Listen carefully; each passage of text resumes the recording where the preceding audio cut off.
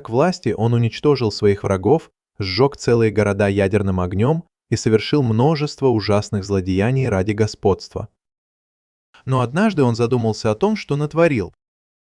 Его охватило чувство вины, и в следующее мгновение он заболел какой-то странной болезнью.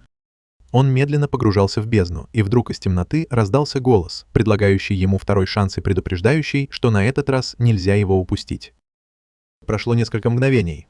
Артур открыл глаза и увидел, что на него смотрят двое. Мужчина рядом с ним Рейнольд, отец Артура, а женщина рядом с ним Алиса, его мать. Хотя они не ожидали, что их новорожденный сын поймет их слова, они были счастливы, что он появился на свет. Постепенно Артур осознал, что эти двое действительно его родители и что он только что родился. Ему все еще трудно было поверить, что он снова младенец. Но он не мог не заметить, как заботливы его мать и отец. По большей части он был доволен, хотя ему все еще не нравилось быть в теле младенца. У него была большая голова, он не умел говорить и каждые несколько часов пачкал подгузник, так что он был совершенно беспомощен. Но потом он заметил кое-что еще более странное, чем его нынешнее положение. Он увидел, как его отец направил энергию в свои кулаки и разбил огромный валун на куски. Артур был поражен, потому что это была сила, совершенно ему незнакомая.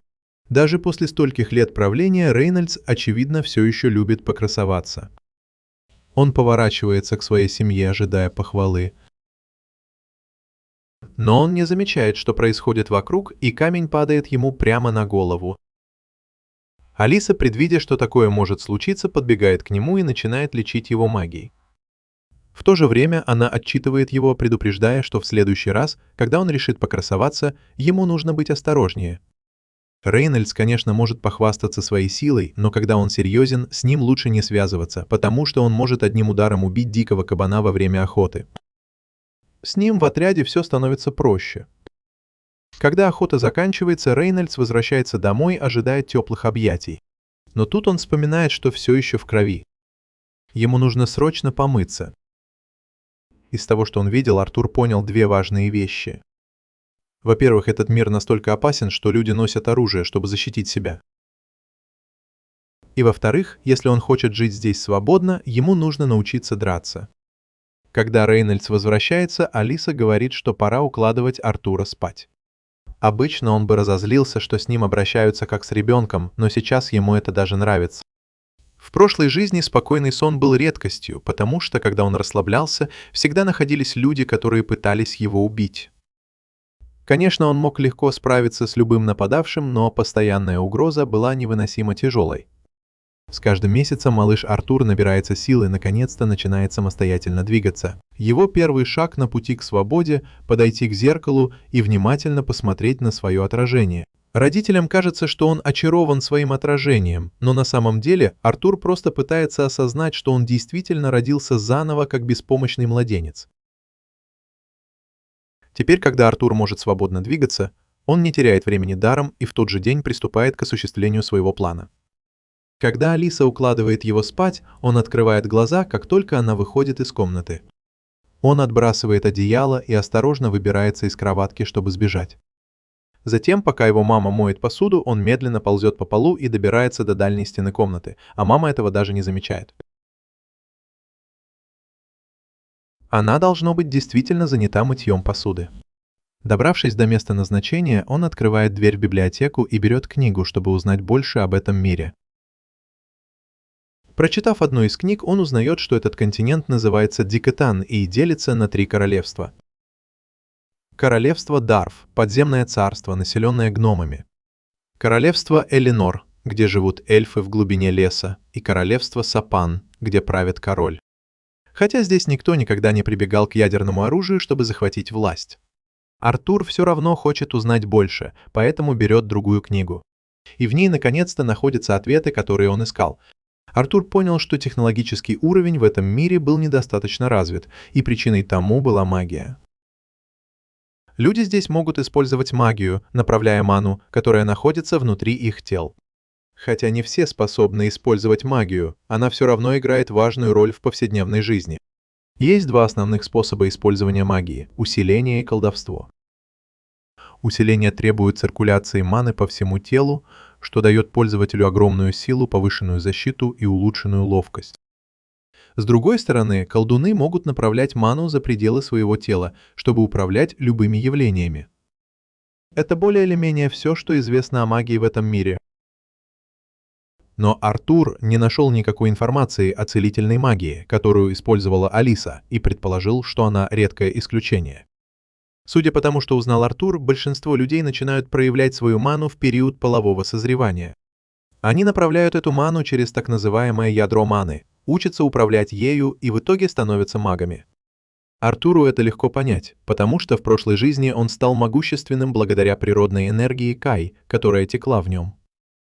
Это работало точно так же, как и мана, поэтому он сосредоточил всю свою энергию, чтобы проверить, сможет ли он вызвать реакцию. И как и ожидалось, у него начало формироваться ядро маны. Это стало большим шагом в развитии Артура. Прежде чем он успел продолжить тренировки, его наконец нашла мама. Она очень волновалась, когда не обнаружила его в постели, и была рада, что он жив и здоров. Но когда она берет его на руки, то понимает, что с ним что-то не так. Артур начинает беспокоиться, что она может почувствовать его ману. Но оказывается, что она просто заметила, что Артур снова испачкал штанишки. Проходит 2 года, и однажды Алиса сидит и пишет в своем дневнике. Она невероятно благодарна за то, что Артур растет сильным и здоровым, но все же она немного волнуется, потому что ни разу не видела, чтобы Артур улыбался с самого рождения. В этот момент она замечает Артура и Рейнольдса на улице, и, похоже, Рейнольдс учит Артура фехтованию. Артур выглядит по-настоящему заинтересованным, но Алиса в ярости, что Рейнольдс позволяет 2-летнему ребенку размахивать такой опасной палкой. К этому времени Артур понял, что Алиса не из тех, кого можно разозлить, поэтому ему нужно быть осторожным, чтобы не разозлить ее. Чтобы избежать других опасных занятий, его мать решает взять Артура с собой на прогулку по городу. Артур особенно рад этому, потому что это даст ему возможность узнать больше об этом мире. Он может оценить уровень технологий этой страны, просто изучив оружие, которое продается в магазинах. Он также находит несколько материалов, которых раньше никогда не видел. Но самое интересное, что он видит, как маг прямо перед ним использует магию огня, и это делает сегодняшнюю прогулку очень ценной для него. К концу дня детское тело Артура устает от всех этих занятий. Он с трудом держится на ногах, и Алиса хочет уложить его спать, как только они вернутся домой. Как бы ни была тяжела его новая жизнь, Артур рад, что у него есть любящие родители. В прошлой жизни Артура бросили в приюте, и у него не было никаких вещей. Ему пришлось провести все детство в приюте, и он никогда не знал родительской любви. Так что для него это приятная перемена. Артур засыпает на плече у Алисы, и она несет его в кроватку, рассказывая, как она гордится всем, чему он научился. Она заметила, что он часто вылезает из кровати, чтобы почитать книги, и она видела, как загорались его глаза, когда он знакомился с внешним миром. Это говорит о том, что у него есть тяга к приключениям.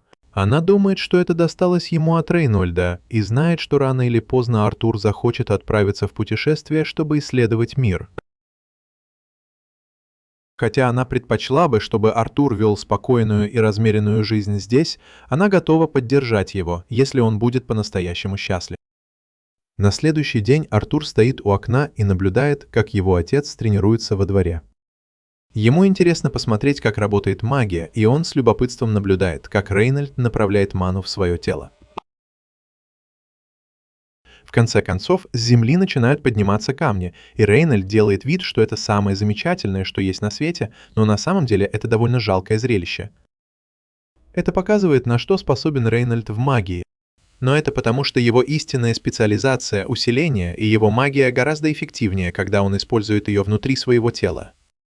Видя, как его отец проявляет такую силу, Артур решает пойти и поучиться.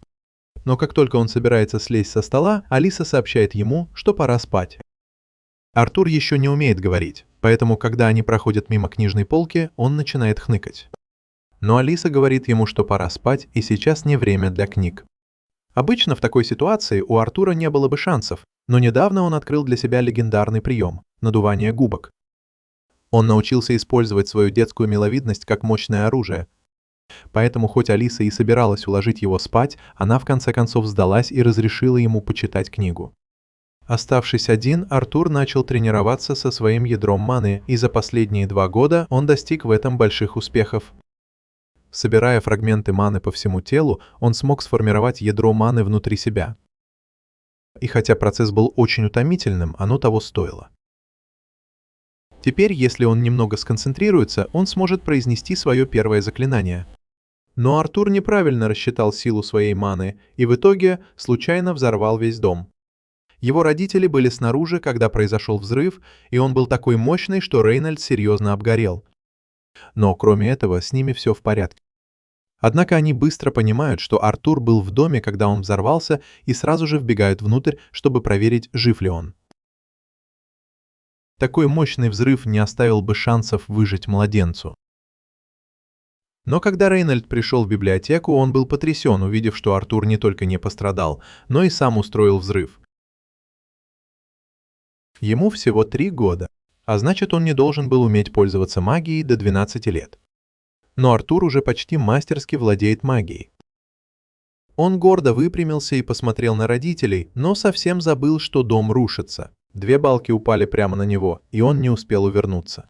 Он попытался убежать, но его маленькие ножки подкосились, и он понял, что это конец. К счастью, Алиса и Рейнольд бросились к нему на помощь. Алиса закрыла его своим телом, а Рейнольд использовал магию, чтобы остановить падающие обломки и защитить их обоих. Артур был немного ошеломлен, потому что впервые кто-то рисковал своей жизнью ради него. Но Алиса так обрадовалась, что с ним все в порядке, что расплакалась. Артур все еще не привык, что о нем так заботятся.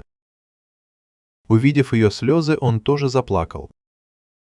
В прошлой жизни он никогда бы такого не сделал, потому что должен был быть безжалостным королем. Однажды на Артура было совершено покушение. После того, как его поймали, собрался весь совет, чтобы вынести приговор за его преступление. Более того, они собирались отправить жену и сына преступника обратно на родину. Это означало бы пытки и эксперименты. Мужчина умолял Артура пощадить его семью, так как они были невиновны и не заслуживали страданий из-за его действий. Из сострадания Артур решил казнить его прямо на месте. Так обычно и поступал Артур в те времена. Но сейчас он тренируется вместе со своим отцом. Рейнольдс предлагает Артуру попробовать использовать перчатки. Но Артур всю свою жизнь тренировался с мечом. Он не собирается менять свое основное оружие. Видя, что Артур не собирается менять меч, Рейнольд решает взять в руки меч сам. И чтобы немного оживить обстановку, он решает усилить свой меч с помощью маны. Но, к его удивлению, Артур делает то же самое и с легкостью рассекает меч Рейнольда. Увидев это, Рейнольд приходит к выводу, что Артур слишком талантлив, чтобы он мог его нормально обучить. Поэтому он начинает думать о том, чтобы найти для него профессионального наставника, и идет поговорить об этом с Алисой.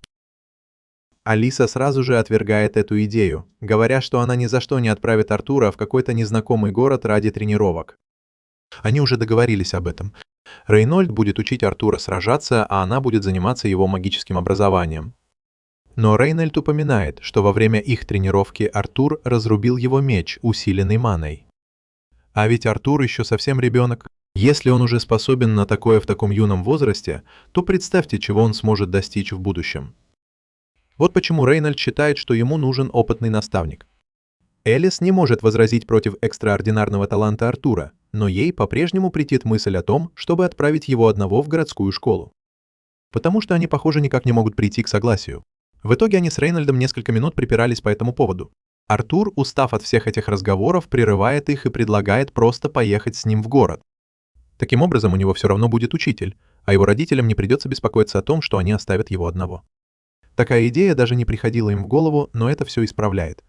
Они оба решают, что это идеальный вариант, и, не теряя времени, начинают готовиться к поездке. На следующий день появляется карета, чтобы отвезти их в город. Они отправятся в путешествие вместе с несколькими своими старыми друзьями, и Артур сразу узнает в них группу, которая помогла Элис и Рейнольду восстановить дом после того, как он случайно разрушил его. Все они участники группы под названием Twin Horns. Лидер Адам выходит вперед и представляется Артуру.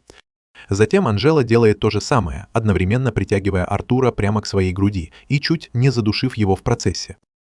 И, конечно же, его мать наблюдает за всем происходящим с широкой улыбкой на лице. К счастью, прямо перед тем, как Артур теряет сознание, Дерден вмешивается и оттаскивает его от Анжелы, попутно представляясь. Он ведет себя гораздо спокойнее и просто дает Артуру 5. Именно в этот момент Артур замечает девочку, стоящую на крыше кареты.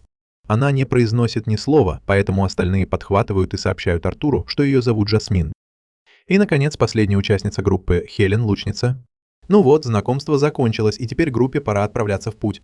Они садятся в повозки и едут дальше. По дороге Алиса поворачивается к Артуру и спрашивает, с нетерпением ли он ждет своего первого большого путешествия. Артур отвечает, что да. Но про себя он не может не думать о том, каким отсталым кажется этот мир. Здесь люди передвигаются на запряженных лошадьми повозках. Артур вспоминает, что в прошлой жизни он командовал целым флотом летающих кораблей. Проведя большую часть дня в пути, группа останавливается на привал, чтобы отдохнуть и поесть, разбив временный лагерь. Но как только они останавливаются, на них нападает стая волков. Звери бросаются в атаку, но опытные путешественники быстро справляются с ними. Артур находит эту сцену довольно увлекательной, ведь он впервые видит настоящую битву в этом мире. Он уже решил, что однажды станет достаточно сильным, чтобы справляться с такими угрозами самостоятельно. Теперь, когда у них есть мясо убитых волков, группа решает приготовить его на ужин. Единственная проблема в том, что у них нет специй. Так что это будет просто жареное мясо. Тут Алиса замечает небольшую рану на руке Рейнольда и предлагает ее вылечить. Но прежде чем она успевает начать, Жасмин быстро просит ее подождать. Остальные члены группы окружают Алису, чтобы следить за ней. Целители с такими способностями, как у нее, очень редки в этом мире, и если кто-то увидит, как она использует магию исцеления, то она может стать мишенью. Рейнольд полностью исцелился благодаря Алисе, и группа вернулась к своим обычным делам. Однако Адаму хочется размяться перед сном. Он много слышал о силе Артура и хочет увидеть ее своими глазами. Это всего лишь дружеский поединок. Адам просит Артура приготовиться, уже направляя ману в свое копье. Артур без колебаний делает то же самое со своим оружием. Как только начинается бой, Артур направляет магию в ноги. Он уже собирается напасть на Адама, но внезапно исчезает и появляется позади него. Это был идеальный момент для удара, но короткие и неуклюжие детские ножки подвели Артура. Он поскользнулся на земле, потерял равновесие, и Адам успел прийти в себя. Артур и Адам начинают бой. Из-за того, что Артур еще ребенок, его легкое тело не может сравниться с силой опытного искателя приключений, и он взлетает в воздух. К счастью, остальные ловят его, прежде чем он успевает упасть, и начинают ругать Адама за то, что он чуть не покалечил Артура. Но Адам защищается, говоря, что не мог сдержаться, потому что Артур был слишком силен. Это безумие, что у ребенка такая сила. Он подозревает, что Рейнольд, должно быть, тренировал его как суперсолдата. Но правда в том, что Рейнольд никогда не учил Артура этому. Он сам все понял. В этот момент подходит Жасмин и случайно пугает Артура. Она была впечатлена его боем и спрашивает, может ли он показать ей, как он это сделал, используя магию в ногах. Артур надеялся, что эта техника останется только у него, ведь он освоил ее еще в прошлой жизни. Но Жасмин не принимает ответ «нет». И, судя по ее взгляду, она не собирается сдаваться. Она, наверное, будет доставать его до тех пор, пока он не согласится. В какой-то момент у него не останется выбора, кроме как научить ее. На следующее утро они продолжают путь, как и планировали, и по дороге делают несколько остановок, чтобы отдохнуть. Во время этих остановок Адам дает Артуру несколько базовых уроков по обращению с копьем, а через несколько минут Хелен учит его стрелять из лука. И после нескольких базовых уроков он довольно быстро осваивает это. Опыт Артура в прошлой жизни ограничивался мечом. Поэтому эти новые уроки невероятно полезны для него. Впечатленный тем, как много он узнает, он решает передать свою технику Жасмин. Метод заключается в том, чтобы направить магию в ноги и одновременно использовать магию ветра, что значительно увеличивает скорость. После того, как Жасмин увидела, как он это делает, она смогла повторить это без ошибок. Чуть позже, когда Артур читал книгу по магии в карете, Жасмин почему-то тоже была там и просто смотрела на него. И это точно не было случайностью. Она пользуется любой возможностью, чтобы быть рядом с Артуром. На следующее утро Жасмин дарит Артуру нож в знак благодарности за то, что он научил ее этой технике, и становится очевидно, что она испытывает к нему чувства. Особенно потому, что обычно она не ищет общения с людьми. Через несколько минут все садятся в кареты и продолжают путь. Но пока Артур читает книгу, на карету нападают бандиты. На них нападают бандиты, карета окружена и им некуда бежать.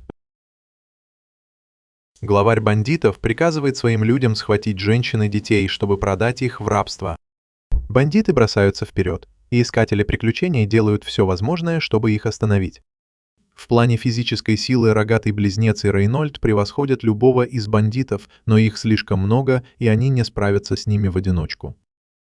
В конце концов, их все равно одолеют. В какой-то момент главарь бандитов бросает Рейнольда в карету, и тот получает серьезные ранения. Алиса тут же хочет подбежать и помочь ему, но Рейнольд просит ее держаться подальше. Если бандиты узнают о ее способностях, она станет их следующей целью. Вместо этого он просит Артура увести Алису как можно дальше. Артур колеблется, не желая бросать отца. Но Рейнольд настаивает. Он говорит, что Алиса беременна от его брата. Ее безопасность важнее всего. Артур понимает, что нужно спешить, и соглашается. Как только Рейнольд подает сигнал, Артур собирает свою магию, готовый бежать с Алисой. Тем временем Рейнольд обещает задержать бандитов. Главарь бандитов приказывает своим людям преследовать Артура и Алису. Но Рейнольд не позволяет этому случиться, он бросается в бой. Главарю бандитов удается сбить Рейнольда с ног. Но теперь на кону жизнь Рейнольда. Он не собирается сдаваться так просто. Пока Рейнольд отвлекает главаря бандитов, несколько оставшихся бандитов бросаются к Артуру и Алисе. Но Адам и Жасмин быстро бросают в них кинжалы, сбивая их с ног и расчищая путь для Артура, чтобы он смог убежать вместе с Алисой. Все делают все возможное, чтобы не дать бандитам добраться до Артура, пока он пытается спасти свою мать. Честно говоря, это даже забавно. Всю свою прошлую жизнь он брал все, что хотел, не заботясь ни о ком, а теперь он убегает, чтобы не потерять того, кто ему дорог. Через несколько минут бега Артур понимает, что они уже достаточно далеко от бандитов и в безопасности. Но он ошибается. Один из бандитов наблюдает за ними с вершины скалы, и он умеет пользоваться магией. Он произносит заклинание ветра, направленное прямо на них. Артур не сразу замечает его, и когда он наконец видит его, заклинание уже летит в их сторону. Единственное, что он может сделать, это оттолкнуть Алису и принять удар на себя. Порыв ветра отбрасывает Артура назад, и он падает со скалы. А с его маленьким телом это равносильно смертному приговору. Но если он умрет, то не один. Падая со скалы, он достает кинжал, который ему дала Жасмин, и бросает его в бандита. Кинжал попадает в бандита, и тот падает со скалы. Это дает Артуру шанс тоже спрыгнуть со скалы. Авантюристы пытаются использовать магию, чтобы поймать Артура, но к тому моменту он уже слишком далеко, чтобы они могли его достать. Это значит, что Артур обречен. Пока он падает навстречу, казалось бы, неминуемой смерти, Артур размышляет о своей жизни. И хотя конец близок, он чувствует странное спокойствие, зная, что смог защитить семью, которая так много для него значит. Теперь он понимает, почему тот человек из его прошлой жизни так стремился защитить своих близких.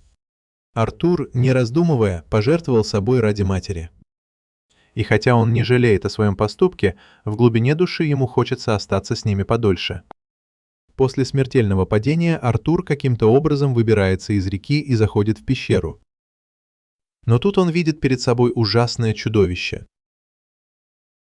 Он тут же жалеет, что решил спрятаться здесь, и пытается напасть на монстра.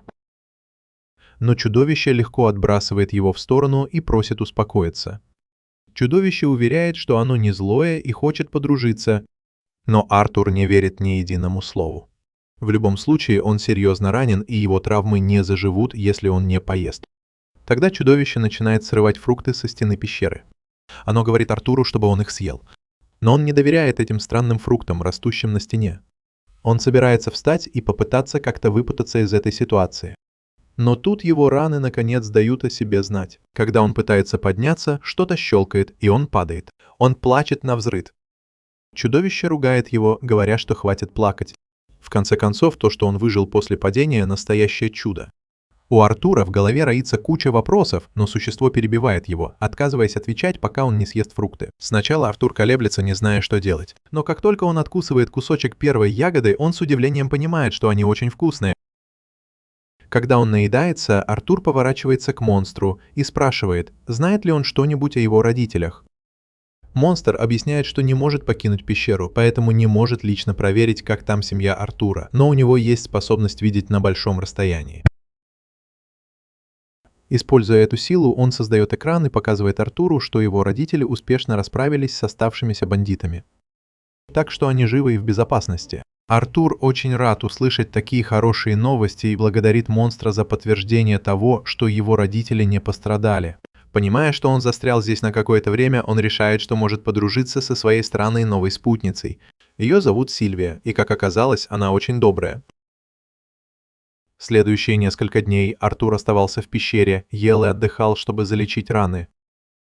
Сильвия ни на шаг не отходила от него.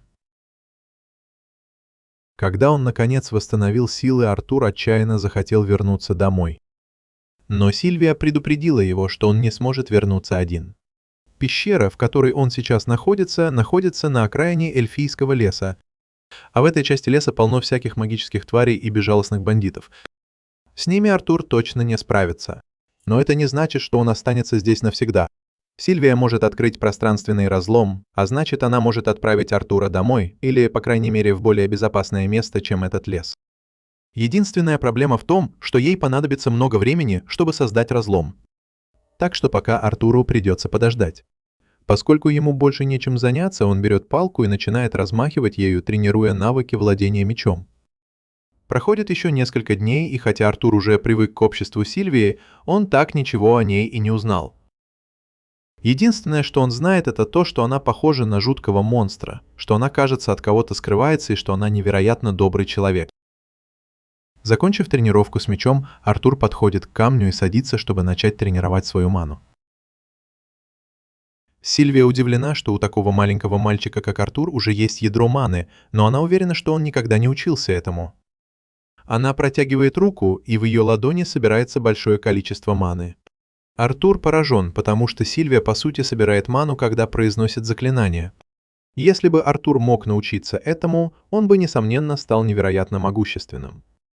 Но прежде чем Сильвия предложит научить его этому, она спрашивает Артура, что он собирается делать с силой, которую получит, овладев этим навыком. Раньше Артур об этом не задумывался, но теперь, когда он вспомнил, он понял, что его семью и друзей чуть не убили какие-то бандиты. Поэтому он говорит Сильвии, что использует свою силу, чтобы уничтожить любого, кто посмеет причинить вред его семье. Но Сильвии такой ответ не нравится. Она ударяет Артура по лбу и отталкивает его.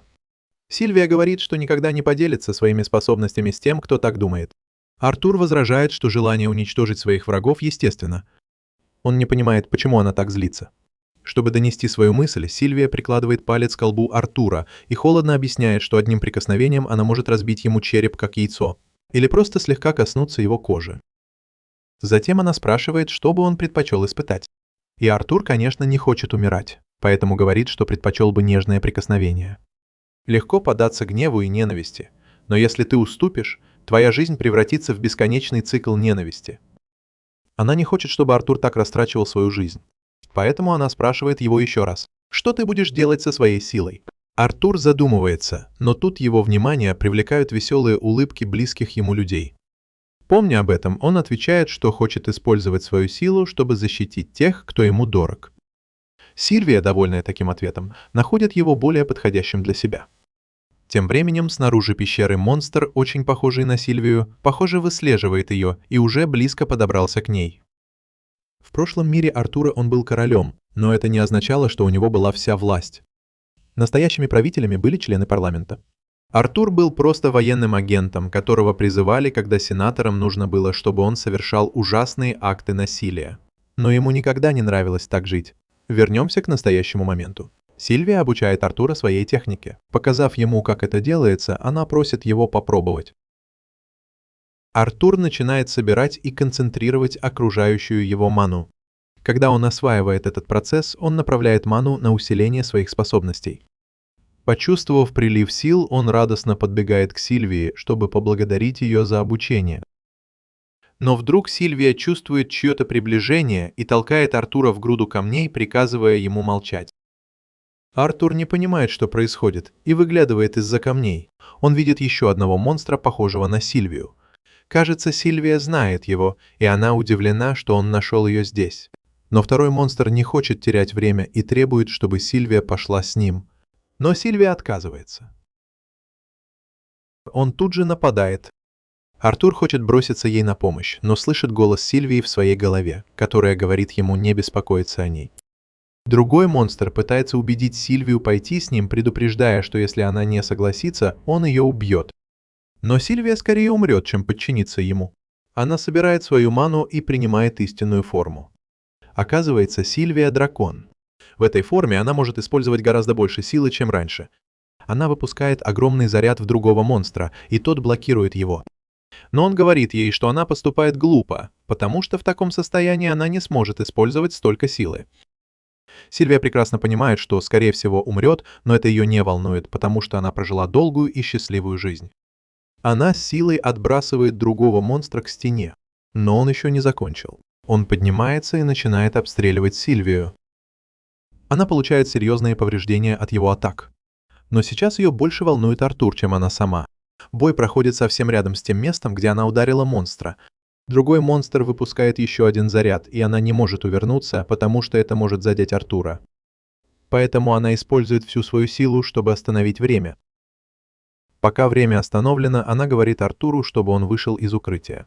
Артур делает, как она говорит, потому что это безопасно, и он хотел бы задать вопросы обо всем, что происходит. Особенно о том, что она дракон. Но времени нет. Ее способность останавливать время скоро закончится, поэтому она должна действовать быстро, чтобы спасти Артура. Она открывает пространственный разлом, над которым работала, но из-за раны поспешного, незавершенного заклинания портал ведет не в дом Артура. Вместо этого он открывается в пустое, неизвестное пространство. Она пыталась не отправить его в лес, потому что это было бы опасно. Но теперь у нее нет выбора. В любом случае, она уверена, что Артур сможет выжить сам и вернуться домой с помощью техники, которой она его научила, поэтому она больше не беспокоится о его безопасности. Она снова спрашивает его, для чего он собирается использовать свою силу. Недолго думая, Артур отвечает, что будет использовать ее только для защиты своей семьи. Этого достаточно, чтобы Сильвия поняла, что он не будет использовать свою силу в эгоистичных целях. Перед тем, как уйти, она хочет кое-что ему дать. Она создает прямо перед ним яйцо и перо. Она просит Артура завернуть яйцо в перо и бережно хранить его.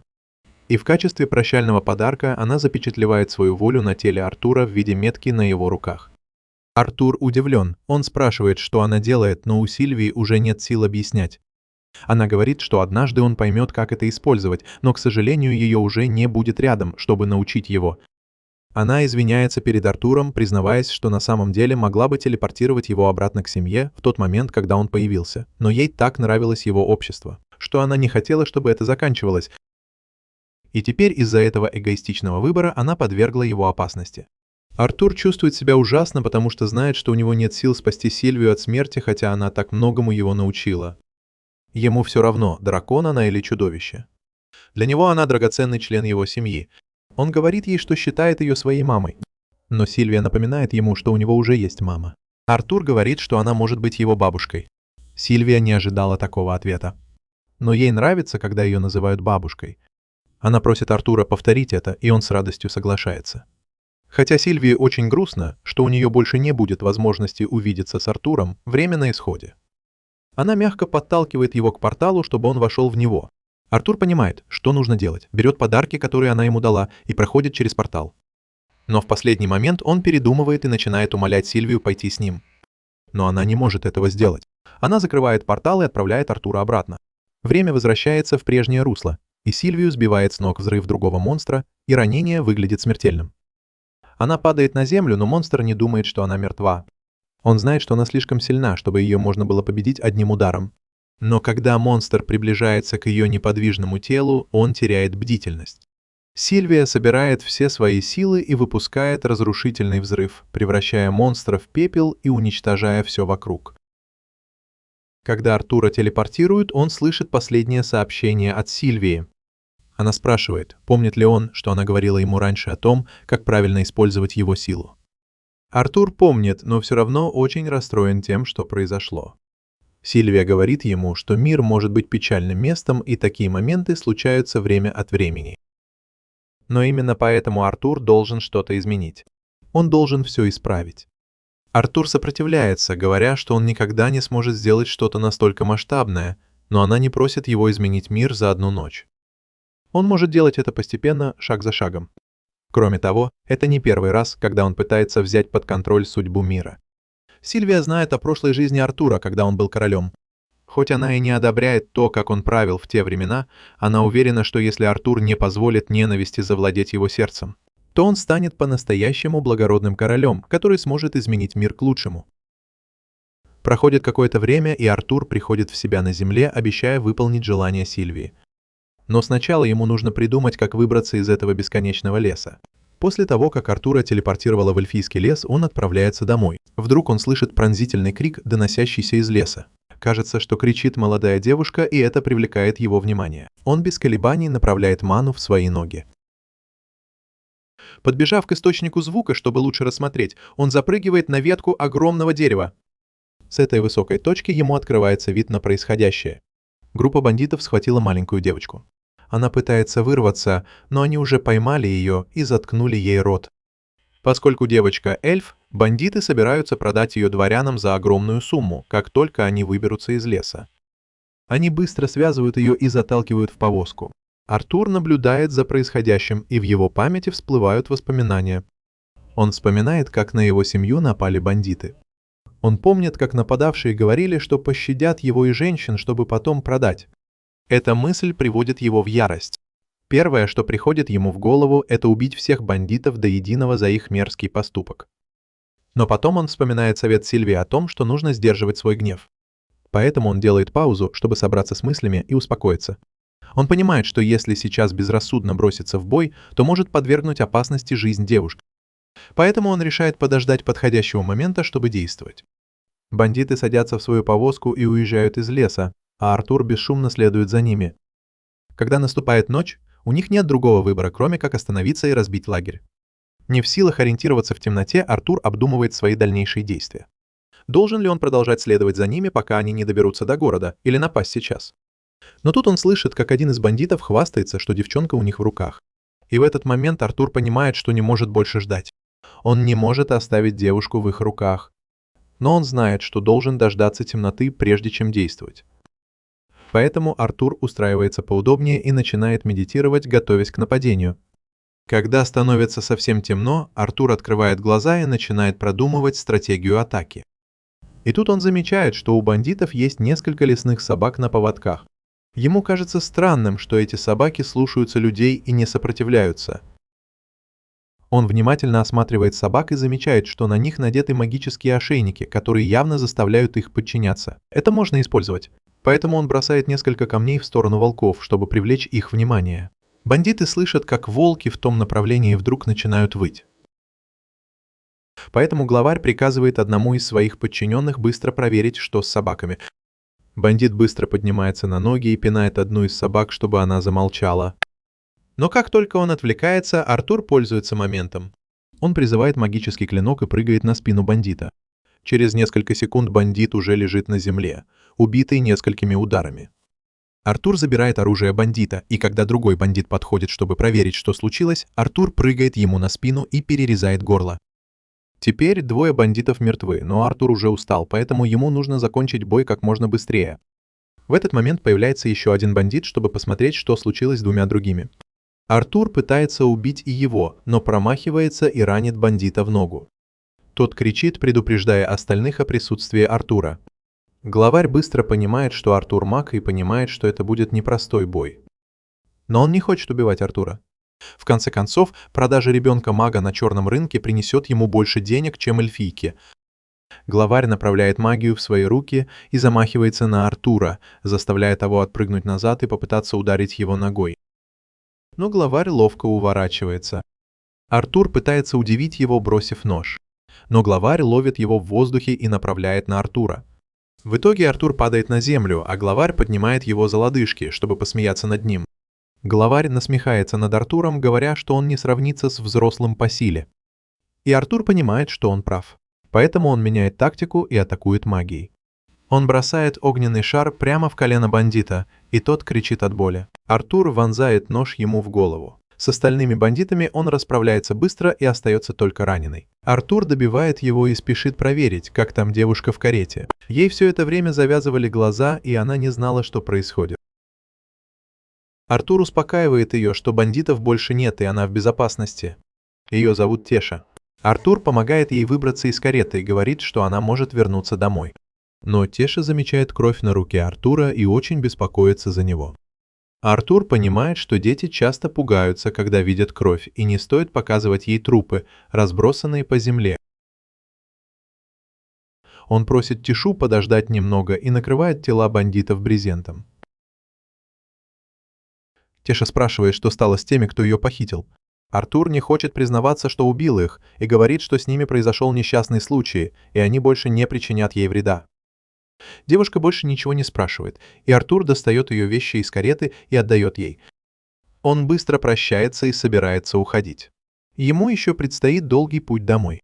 Но Теша вдруг хватает его за руку и умоляет не уходить. Она боится остаться одна.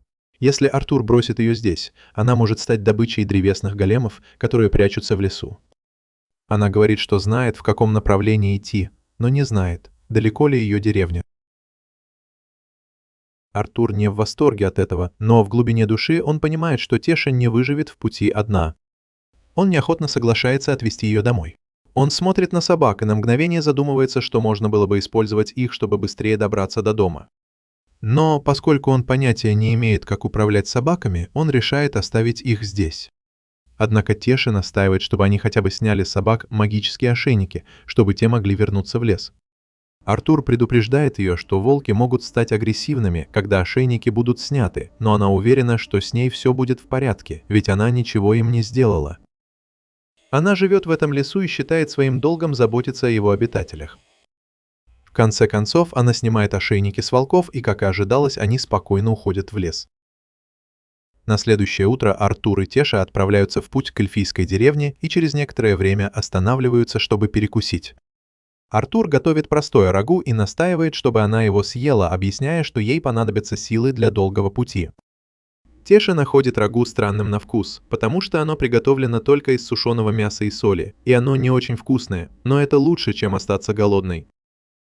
Теша спрашивает Артура, что привело его в эльфийский лес. Поскольку люди здесь бывают редко, особенно дети, путешествующие в одиночку. Артур рассказывает, что он потерялся и каким-то образом оказался здесь. Затем Артур спрашивает Тешу, как ей живется в королевстве Елены, и ей там очень нравится. Ее родители обычно заняты работой, поэтому она проводит время со служанкой и дедушкой. Они продолжают свой путь. Но так как Теша не знает, как далеко находится ее деревня, трудно сказать, сколько времени займет дорога. Хуже всего то, что собаки, которых Теша отпустила, уже давно преследуют их, и Артур начинает жалеть, что не убил их, когда у него была такая возможность. В ту ночь Артур решил стоять на страже у палатки, чтобы собаки не напали на него и Тешу, пока они спят. Но через некоторое время Теша выглянула из палатки и позвала Артура.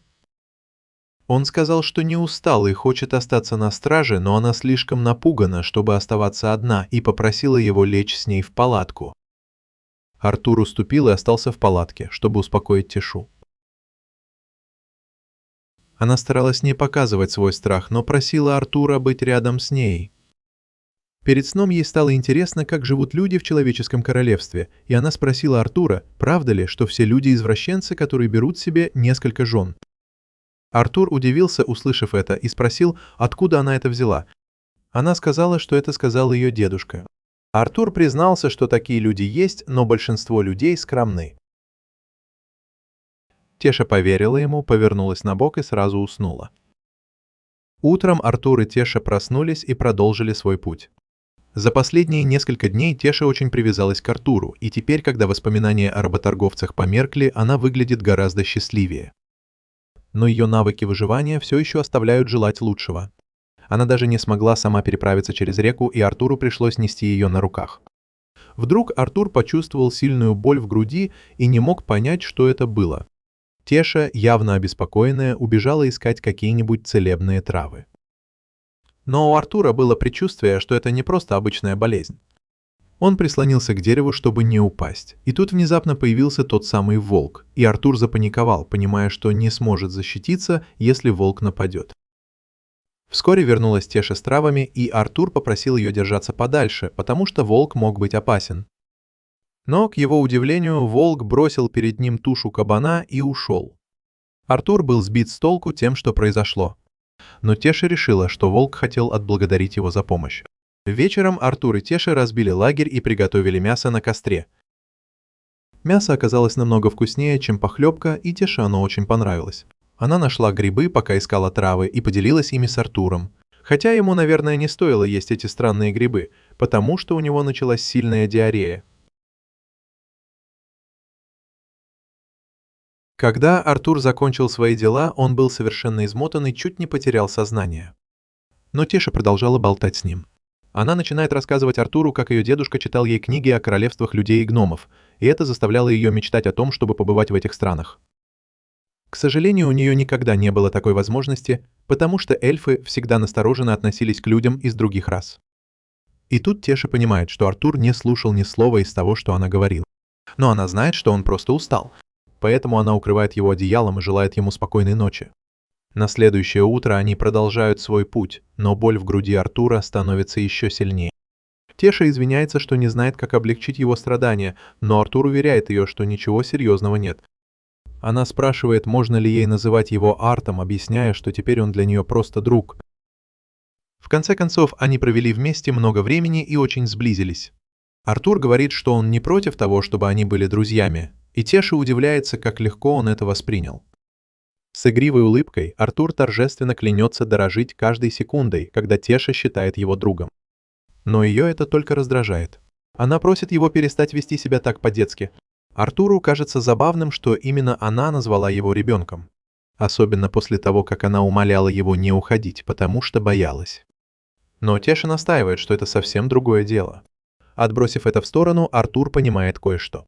Теша его первый настоящий друг. В его старом мире люди тоже его боялись. И у него никогда не было никого, кого он мог бы по-настоящему считать другом до этого момента. В этот момент Теша замечает что-то знакомое и зовет Артура посмотреть. Артур подходит, думая, что наконец увидит своих родителей. Но вместо этого он видит перед собой огромное дерево с порталом прямо в стволе. Теша объясняет, что это вход в эльфийскую деревню, затем протягивает руку и приглашает его войти. К сожалению, эльфы до сих пор питают глубокую ненависть к людям, поэтому как только Артур заходит в деревню, его сразу же арестовывают и стражники приставляют клинки к его горлу. Отчаявшись, он поворачивается к Теше, надеясь, что она вступится за него, но к его удивлению она просто холодно смотрит на него, не произнося ни слова. Увидев это, Артур начинает подозревать, что Теша намеренно заманила его в ловушку и не может поверить, что он купился на то, что кто-то действительно хочет с ним дружить. После всего, что было, он уже пережил много предательств. Но когда эльфы собираются его казнить, а Теша молча наблюдает, оказывается, что она не имеет к этому никакого отношения. Непонятно, почему она до сих пор молчала. Но когда стражники объявляют, что собираются убить Артура, она наконец говорит и приказывает им остановиться. Один из стражников возражает, утверждая, что Артур всего лишь дикий человек. Но Теша твердо отвечает, что Артур не представляет угрозы. На самом деле, только благодаря ей он смог вернуться домой целым и невредимым. Свидетельства Тиши должны были заставить стражников задуматься, прежде чем казнить Артура. Но они не обращают на это внимания, полагая, что Артур заставил ее поверить, что он хороший человек. Поэтому стражники все равно собираются его убить. Но прежде чем они успевают это сделать, вперед выходит старик и приказывает им отпустить мальчика. Его зовут Вирион, он дедушка Тиши и бывший король эльфийского племени. Он гораздо более рационален и доверяет Теше, когда она говорит, что Артур спас ей жизнь. Он даже извиняется перед Артуром за то, что так грубо с ним обращался, после всего, что тот сделал ради спасения Тиши. Но все же кажется довольно странным, что пропавшая принцесса вдруг появилась вместе с незнакомым мальчиком. Артур рад, что его больше не собираются казнить. Но он также потрясен, узнав, что Теша принцесса, ведь она ему об этом не сказала. Они путешествовали вместе несколько дней, но Теша, видимо, не считала нужным об этом упоминать. В этот момент появляются родители Тиши, которым сообщили, что их дочь наконец-то вернулась. Теша тут же бросается к ним в объятия, она очень рада их видеть. Если Теша принцесса, то по логике ее родители должны быть королем и королевой Эленаира. К сожалению, они не такие рассудительные, как Вирион.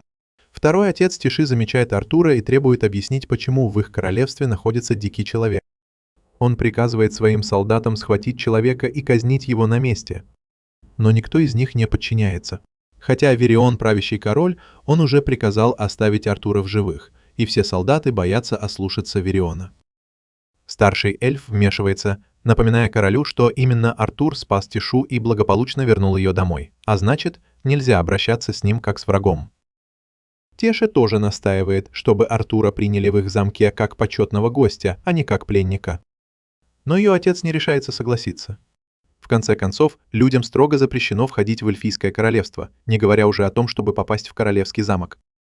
Но мысль о том, что придется разбираться с выходкой Тэши, заставляет его согласиться и неохотно принять Артура с подобающим гостеприимством. Недоразумение улажено, и группа готовится отправиться в замок. Но перед самым отъездом Вирион сообщает Артуру, что хочет поговорить с ним наедине позже. Артур немного побаивается Вириона, чувствуя его огромную силу. Но у него нет времени на раздумья, потому что Тэша быстро уводит его, чтобы показать ему королевство эльфов. Артур впервые видит эльфийское королевство и поражен тем, насколько оно отличается от человеческого. Тем не менее, ненависть к людям очевидна, потому что каждый эльф, мимо которого они проходят, останавливается и смотрит на Артура, пока он идет к замку рядом с Тэшей. Но никто не осмеливается оскорбить его. Теперь, когда он стал официальным гостем, Тэша единственная, кто относится к нему с искренней добротой. Но Артур не может не задаваться вопросом, почему она так долго колебалась, прежде чем вмешаться, когда стражники собирались его казнить.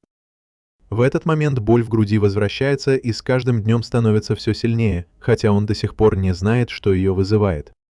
Когда они добираются до замка, Тэшу тепло встречают слуги, и она сразу же дает понять, что к Артуру нужно относиться с добротой и уважением, независимо от того, человек он или нет. С этим решено, она поворачивается к Артуру и спрашивает, не хочет ли он поиграть с ней. Но Артур предлагает пока не торопиться. Он считает, что ее родители захотят узнать все подробности о том, что случилось с Тешей и как им удалось вернуться.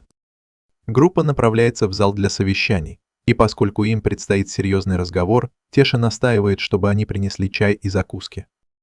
Когда все готово, отец Тиши представляется. Его зовут Алдуин, и он правит королевством Элинойр. Его жену зовут Мюриэль, а его отца, конечно же, зовут Вирион. Артур представляется обычным парнем из королевства Сапин, прекрасно понимая, что такому, как он, человеку вряд ли разрешили бы войти в Элену, не говоря уже о встрече с королевской семьей, поэтому он благодарит их за гостеприимство. Алдуин поражен, насколько Артур спокоен и рассудителен для своего возраста. Но что еще важнее, ему не терпится услышать всю историю о том, что случилось с Тешей и как она пропала. Артур рассказывает, как он оказался в эльфийском лесу после нападения бандитов и как потерял свою семью.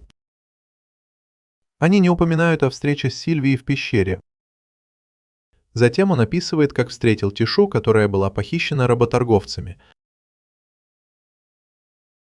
Алдуин в ярости, что люди посмели продать Тишу в рабство, но Артур говорит, что эльфы тоже занимаются работорговлей, так что это не только человеческий порок. Вириан спрашивает, как Артуру удалось спасти Тишу от работорговцев. Артур говорит, что он всех их убил. Когда один из стражников слышит это, он начинает кричать, что ребенок не мог справиться с работорговцами в одиночку. Но Вирион быстро затыкает его, предупреждая, что он больше ничего не скажет. Артур не врет. Так что Алдуин говорит, что склонен верить его истории. И теперь, когда все знают, что произошло, Артур просит об одолжении. Как он уже объяснил, он оказался в лесу после нападения бандитов, поэтому он надеется, что они помогут ему вернуться домой. Алдуин в ярости от того, что человек осмелился просить об одолжении у эльфийской семьи. Но учитывая, что Артур сделал все возможное, чтобы безопасно доставить Тессу домой, будет справедливо, если они вернут долг. Кроме того, если Алдуин откажется помочь Артуру, ему придется терпеть неизбежный гнев Тессы. А он этого не хочет. Он неохотно соглашается помочь.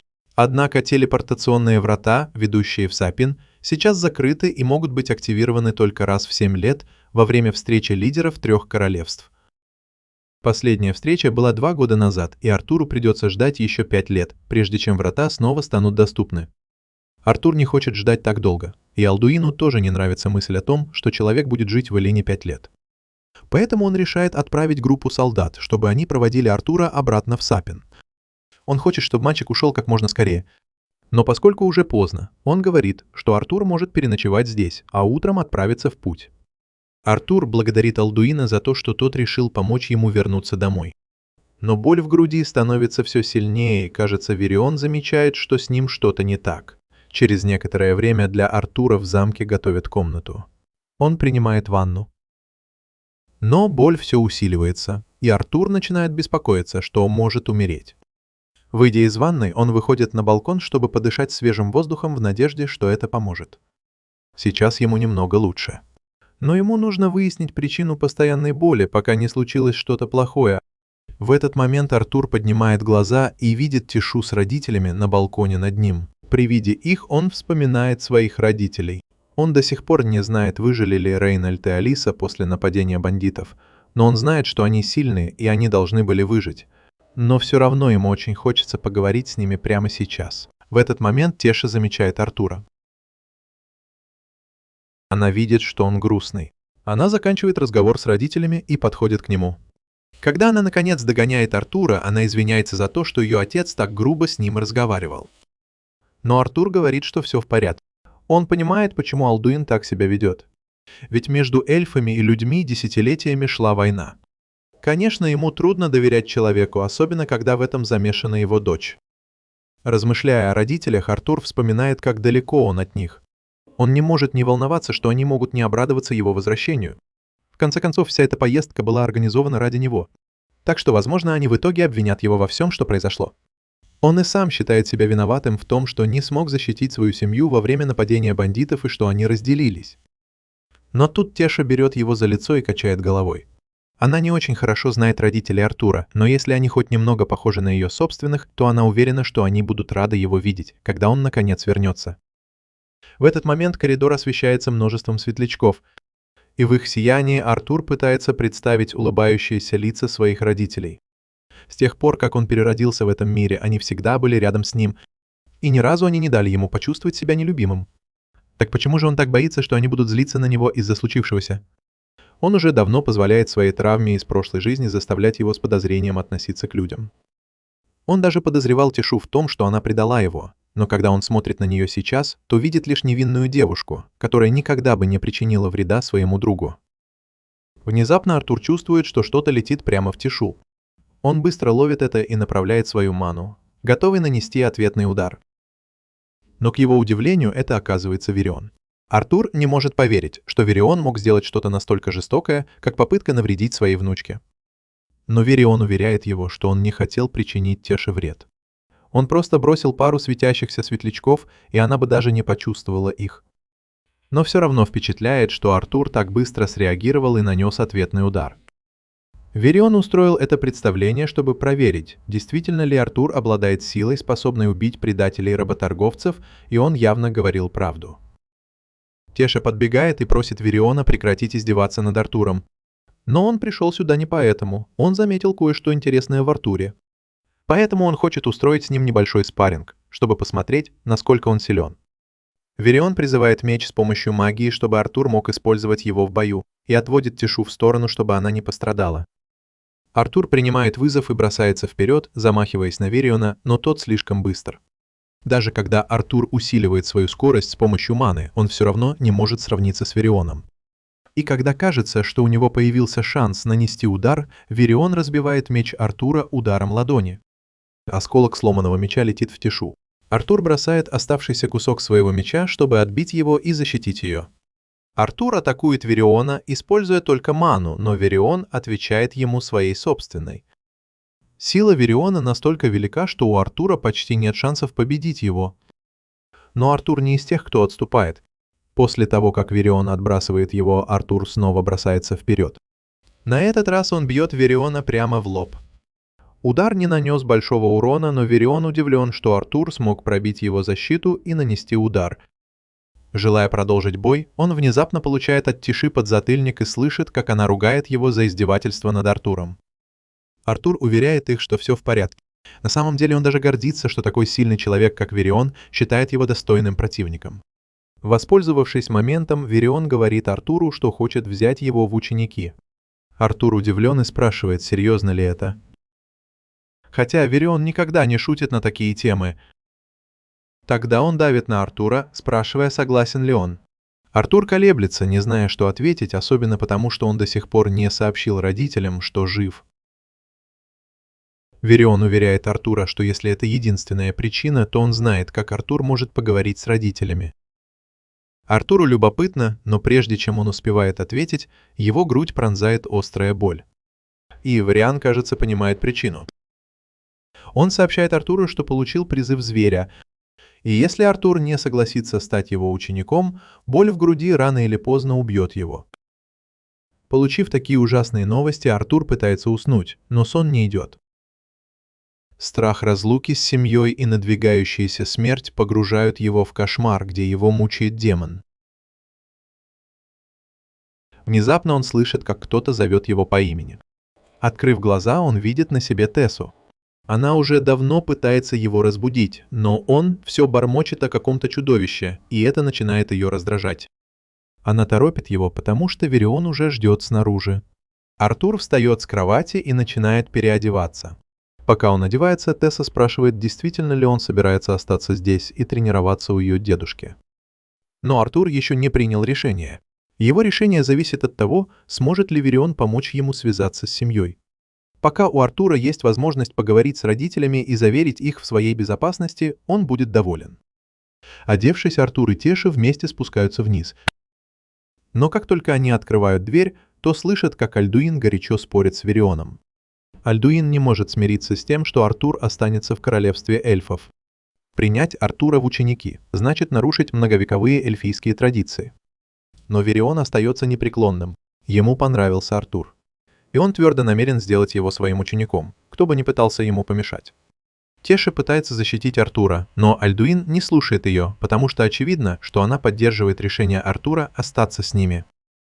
К счастью, Верион тоже не интересуется мнением Альдуина. Поэтому он приказывает Артуру и Теше сесть в карету, потому что им нужно ехать дальше. Во время их поездки к знакомому Вериона путешествие затягивается, и Теша в конце концов засыпает. Артур спрашивает Вериона, долго ли еще ехать, но на этот раз он называет его дедушкой. Верион удивлен, что Артур так быстро отбросил формальности.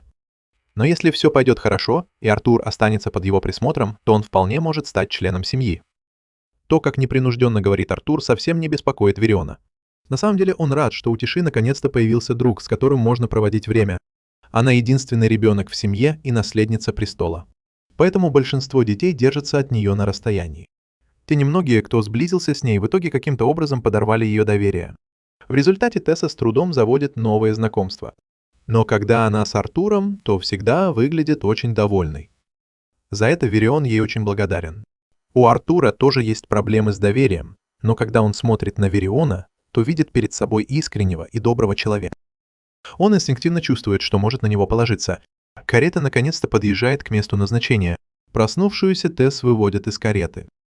Артуру любопытно, кто этот загадочный человек, и он думает, что он должно быть очень важен, раз такой влиятельный человек, как Верион, проделал такой долгий путь, чтобы с ним встретиться. Верион больше не может ждать. Он подходит к двери и кричит Ринии, чтобы она немедленно вышла.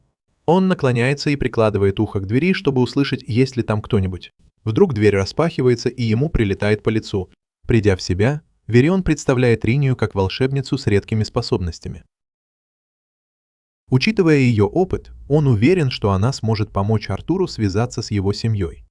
Она приглашает их войти, чтобы они могли сразу же начать. Но когда они заходят, Артур видит, что это обычный дом, где нет ничего, кроме ведра с водой на столе. Он задается вопросом, как она собирается ему помочь.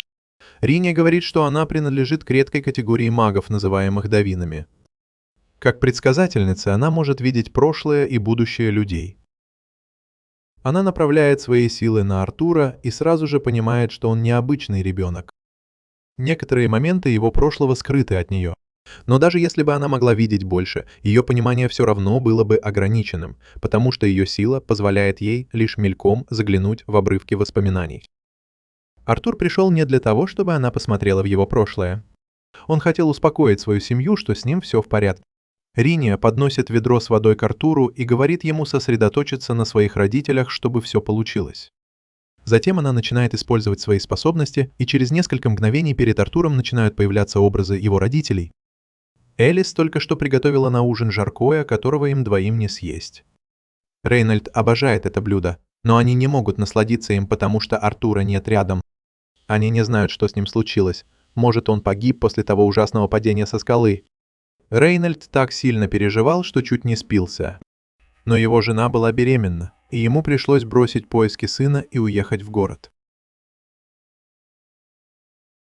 Там он нашел работу и за несколько недель заработал достаточно, чтобы купить дом. Но никакое благополучие не могло облегчить боль от отсутствия Артура. В этот момент они вдруг слышат его голос. Они не видят его, но Артур уверяет их, что он жив и здоров и сейчас находится в эльфийском королевстве Ленуар. Он признается, что не совсем понимает, как это работает, но с помощью друга использует редкую магию, чтобы общаться с ними на расстоянии. Он хочет вернуться домой, но пока не может, потому что с его телом что-то не так. Ему нужно лечение, без которого он не выживет. Тем не менее, он обещает, что как только поправится, сразу же вернется к ним. Он просто не знает, сколько времени займет восстановление. Он также не хочет, чтобы они чувствовали себя виноватыми, потому что это было его решение, и если бы ему пришлось снова выбирать, чтобы защитить свою семью, он бы не колебался. Рейнольд и Алиса очень рады узнать, что Артур жив. Но им снова приходится расставаться, и у Артура наворачиваются слезы на глаза. Но он все равно благодарен, что смог с ними поговорить. Он решил, что больше никогда не заставит их так волноваться. Чтобы сдержать обещание, он должен стать сильнее. Поэтому он обращается к Вериону и просит стать его учеником. Теперь им нужно убедить Алдуина позволить Артуру жить в замке. Алдуин все еще против этой идеи из-за своей ненависти к людям, но Теша напоминает ему, что Артур спас ее. Если он выгонит Артура, то будет выглядеть неблагодарным эльфом. Алдуин все еще пытается возразить, что присутствие Артура может спровоцировать серьезный конфликт в королевстве эльфов, если что-то пойдет не так. Но Верион уже предусмотрел такую возможность. Он приказывает Алдуину сделать публичное заявление, что Артур теперь его ученик. Поскольку Верион обладает властью, никто не посмеет возразить или пожаловаться на то, что Артур живет здесь. И вот Артуру официально разрешают жить в королевском дворце. Когда встреча заканчивается, Алдуин подходит к Артуру, чтобы извиниться за свое поведение. Хотя он не очень любит людей, Артур кажется хорошим парнем. И поскольку Артур спас Тешу, Алдуин чувствует, что должен отплатить ему как отец за этот долг. Он говорит Артуру, что теперь тот может считать себя членом семьи. Артур немного удивлен, как быстро Алдуин и Мюриэль изменили свое отношение к нему. Но, с другой стороны, и Вириан, и Теша много раз заступались за него. Так что неудивительно, что Алдуин передумал. Артур благодарит Алдуина и говорит, что для него большая честь быть принятым в королевском замке. Но Теша перебивает его и говорит, что этого недостаточно. Если они действительно хотят принять Артура, то она хочет, чтобы ему разрешили играть с ней на улице. Учитывая, что Алдуин уже принял Артура, он не возражает, чтобы они с Тешей играли вместе. Получив разрешение, Теша с радостью тащит Артура в город, чтобы показать ему окрестности. И снова он восхищается эльфийской культурой.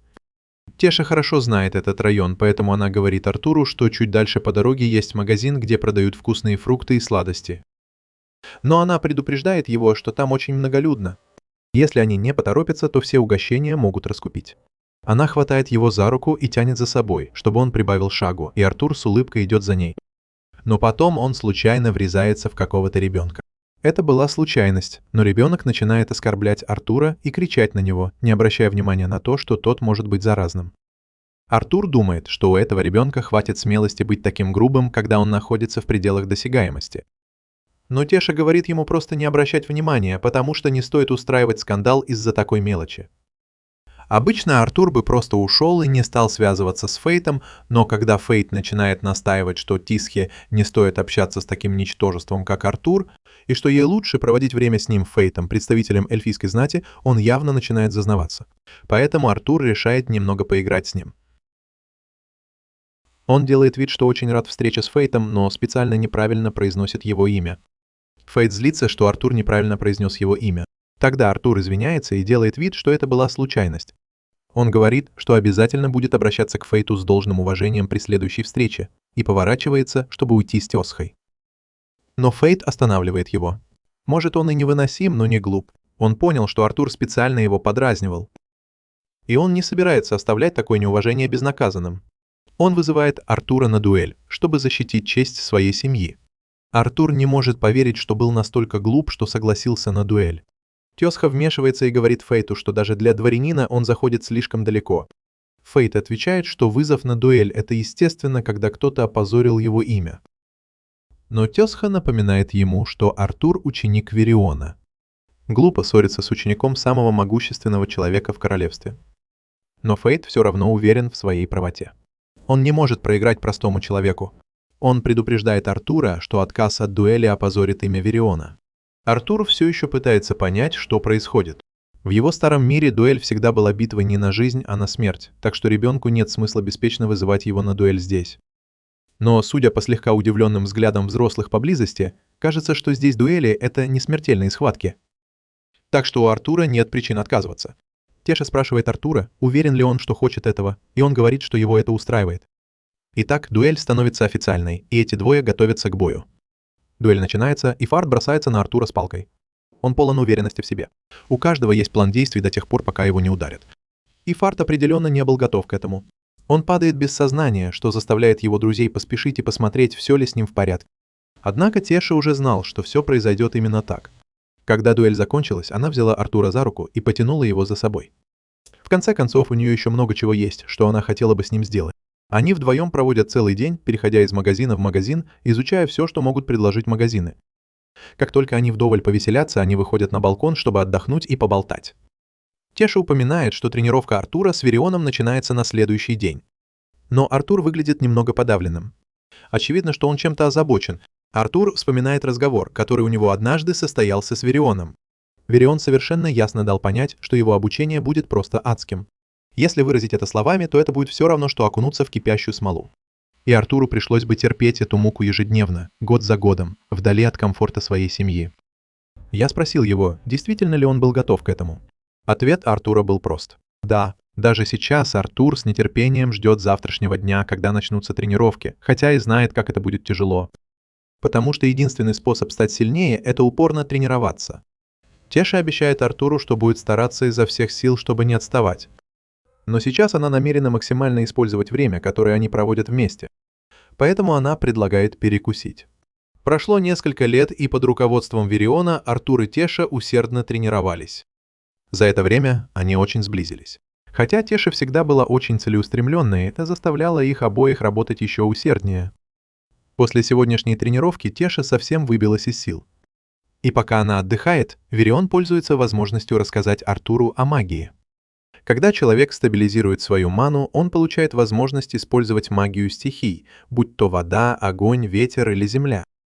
Однако в этом мире стихии, которыми можно овладеть, во многом зависят от расы. Например, эльфы обладают природным талантом к магии ветра, а также к магии воды и земли. А вот огонь им не очень подходит. С другой стороны, гномы особенно сильны в магии земли и огня. Но люди способны использовать все 4 стихии, хотя их предрасположенность к каждой из них может сильно различаться в зависимости от того, сколько они тренировались. Теша поднимает руку и спрашивает Вериона, почему он не тренирует Артура с его монокором, если это так важно. Верион отвечает, что сейчас Артур просто недостаточно силен, чтобы выдержать это.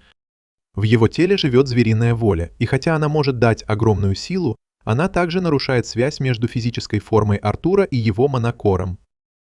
Это нестабильность и вызывает боль в груди.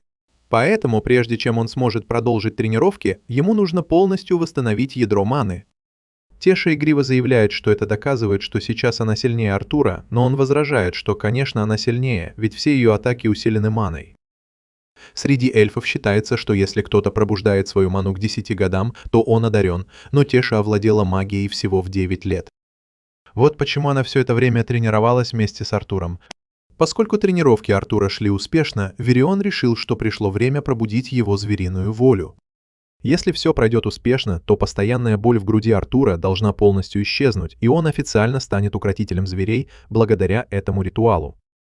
Артур благодарит Вериона и просит начать прямо сейчас.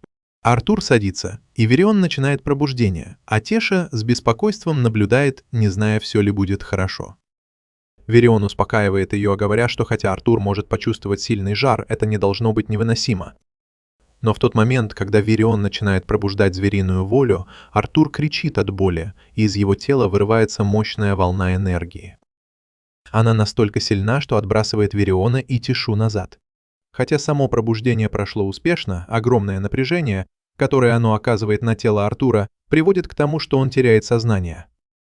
Вирион и Тише очень обеспокоены. Они несут Артура обратно в замок и укладывают его, чтобы он отдохнул. Когда Артур наконец приходит в себя, он видит, что Вирион сидит рядом с кроватью и наблюдает за ним. Вирион спрашивает, как он себя чувствует, и Артур отвечает, что все в порядке. Вирион удивляется и спрашивает, не случилось ли чего-то необычного с монстром, которого получил Артур, потому что такая сильная реакция, как у него, почти никогда не возникает. Артур планировал скрыть свою встречу с Сильвией, но не видя причин больше это скрывать, наконец признается Вириону, что его монстр-хранитель — это подарок дракона. Вирион ошеломлен этим откровением, сначала он не может в это поверить. Но он не может игнорировать тот факт, что сила, исходящая от монстра-хранителя Артура, несомненно похожа на силу дракона. Вирион предупреждает его, что он никогда не должен никому рассказывать о своем монстре-хранителе. Если эта тайна раскроется, это привлечет к нему нежелательное внимание. Сказав это, Вирион сообщает Артуру, что он вернется домой через 4 месяца. Это значит, что ему нужно быть осторожным после возвращения. Артур ошеломлен. Он думал, что у него еще есть 2 года до следующей межрасовой встречи. Но оказывается, недавно было организовано мероприятие по культурному обмену. Так что порталы в город Зирус откроются через 4 месяца. Артур спрашивает Вириона, рассказал ли он уже об этом тёсе. Она будет убита горем, узнав, что он уезжает так внезапно. Вирион отвечает, что ее родители сейчас все ей объясняют. Той ночью, лежа в постели с яйцом, которое ему доверила Сильвия, Артур с трудом принимает тот факт, что он расстанется с тёсей всего через 4 месяца. Внезапно он замечает кое-что. Яйцо начинает вылупляться. Через несколько мгновений появляется крошечный дракончик. Сначала Артур беспокоится, но существо такое маленькое и очаровательное, что оно никому не может причинить вреда. Он осторожно берет его на руки, но дракончик кусает его за руку. Артур отшатывается и отпускает дракона. Но когда он осматривает место, где его укусили, то видит не обычные следы от укуса, а растущий гребень. Этот гребень создает связь между Артуром и драконом, позволяя ему чувствовать, о чем думает дракон, даже если он не до конца это понимает. Поскольку именно Артур будет воспитывать дракона, он решает назвать его Сильвией, в честь ее матери Сильвии. Затем он снова засыпает. Но на следующий день Теша заходит в комнату Артура, чтобы поговорить с ним о его отъезде через 4 месяца. Но когда она поднимает одеяло, чтобы разбудить его, то замечает, что рядом с ним в постели лежит Сильвия. Артур просыпается в замешательстве, сначала думая, что что-то не так, но потом понимает, что Теша просто играет с Сильвией. Поэтому он решает снова лечь спать. В тот же день Артур и Теша отправляются на тренировочную площадку, чтобы потренироваться с Вирионом. Теша изо всех сил старается завоевать расположение Сильвии. Но после того, как она чуть не задушила ее, Сильвия держится от Тиши на расстоянии. Когда они наконец замечают Вириона, он чуть не падает в обморок, увидев на голове Артура настоящего дракона, о существовании которого он и не мечтал. Пока Теша продолжает играть с Сильвией, Артур объясняет, что Сильвия вылупилась только из-за пробуждения зверя, которое он испытал накануне. Он беспокоится, что присутствие Сильвии может вызвать проблемы. Если люди узнают, что она дракон, это будет катастрофой. Но Вирион успокаивает его, говоря, что не стоит об этом беспокоиться. В наши дни драконы — это не более чем легенды, поэтому никто и не догадается, что маленькая спутница Артура — дракон. Все, что ему нужно сделать, это выдать ее за какое-нибудь редкое существо, которое просто похоже на дракона. А теперь, когда он проснулся, пришло время для тренировки. Вирион говорит Артуру, что теперь, когда он пробудил своего зверя, ему нужно тренировать одновременно и ядро зверя, и ядро маны. И самый эффективный способ сделать это — получить боевой опыт. С этими словами Вирион начинает превращаться. Когда трансформация завершается, он объявляет, что тренировка Артура начинается прямо сейчас. Артур готовится к атаке, но Вирион делает всего один шаг вперед и исчезает. Артур пытается защититься, но отследить движение Вириона невозможно. Он понятия не имеет, откуда ждать атаки. Он чувствует, что Вирион где-то рядом, но, несмотря на все усилия, он не может определить даже примерное местоположение Вириона. Это невероятный навык.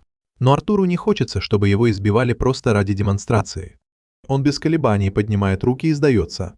В тот же момент Вирион появляется позади него, и Артур разочарован, потому что сражаться с ним слишком несправедливо.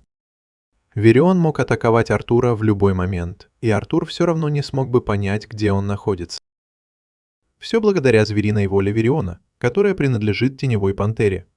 Это дает ему возможность управлять ветром с такой точностью, что он может полностью контролировать и даже устранять любые звуки, которые он издает. Хотя его трансформация, несомненно, впечатляет, она не идеальна, потому что требует огромного количества маны. В любом случае, Верион изначально не собирался сражаться с Артуром в этой форме. Он просто хотел немного покрасоваться. И теперь, когда он показал, насколько сильным может быть его зверь, он призывает меч, чтобы Артур мог начать настоящее обучение.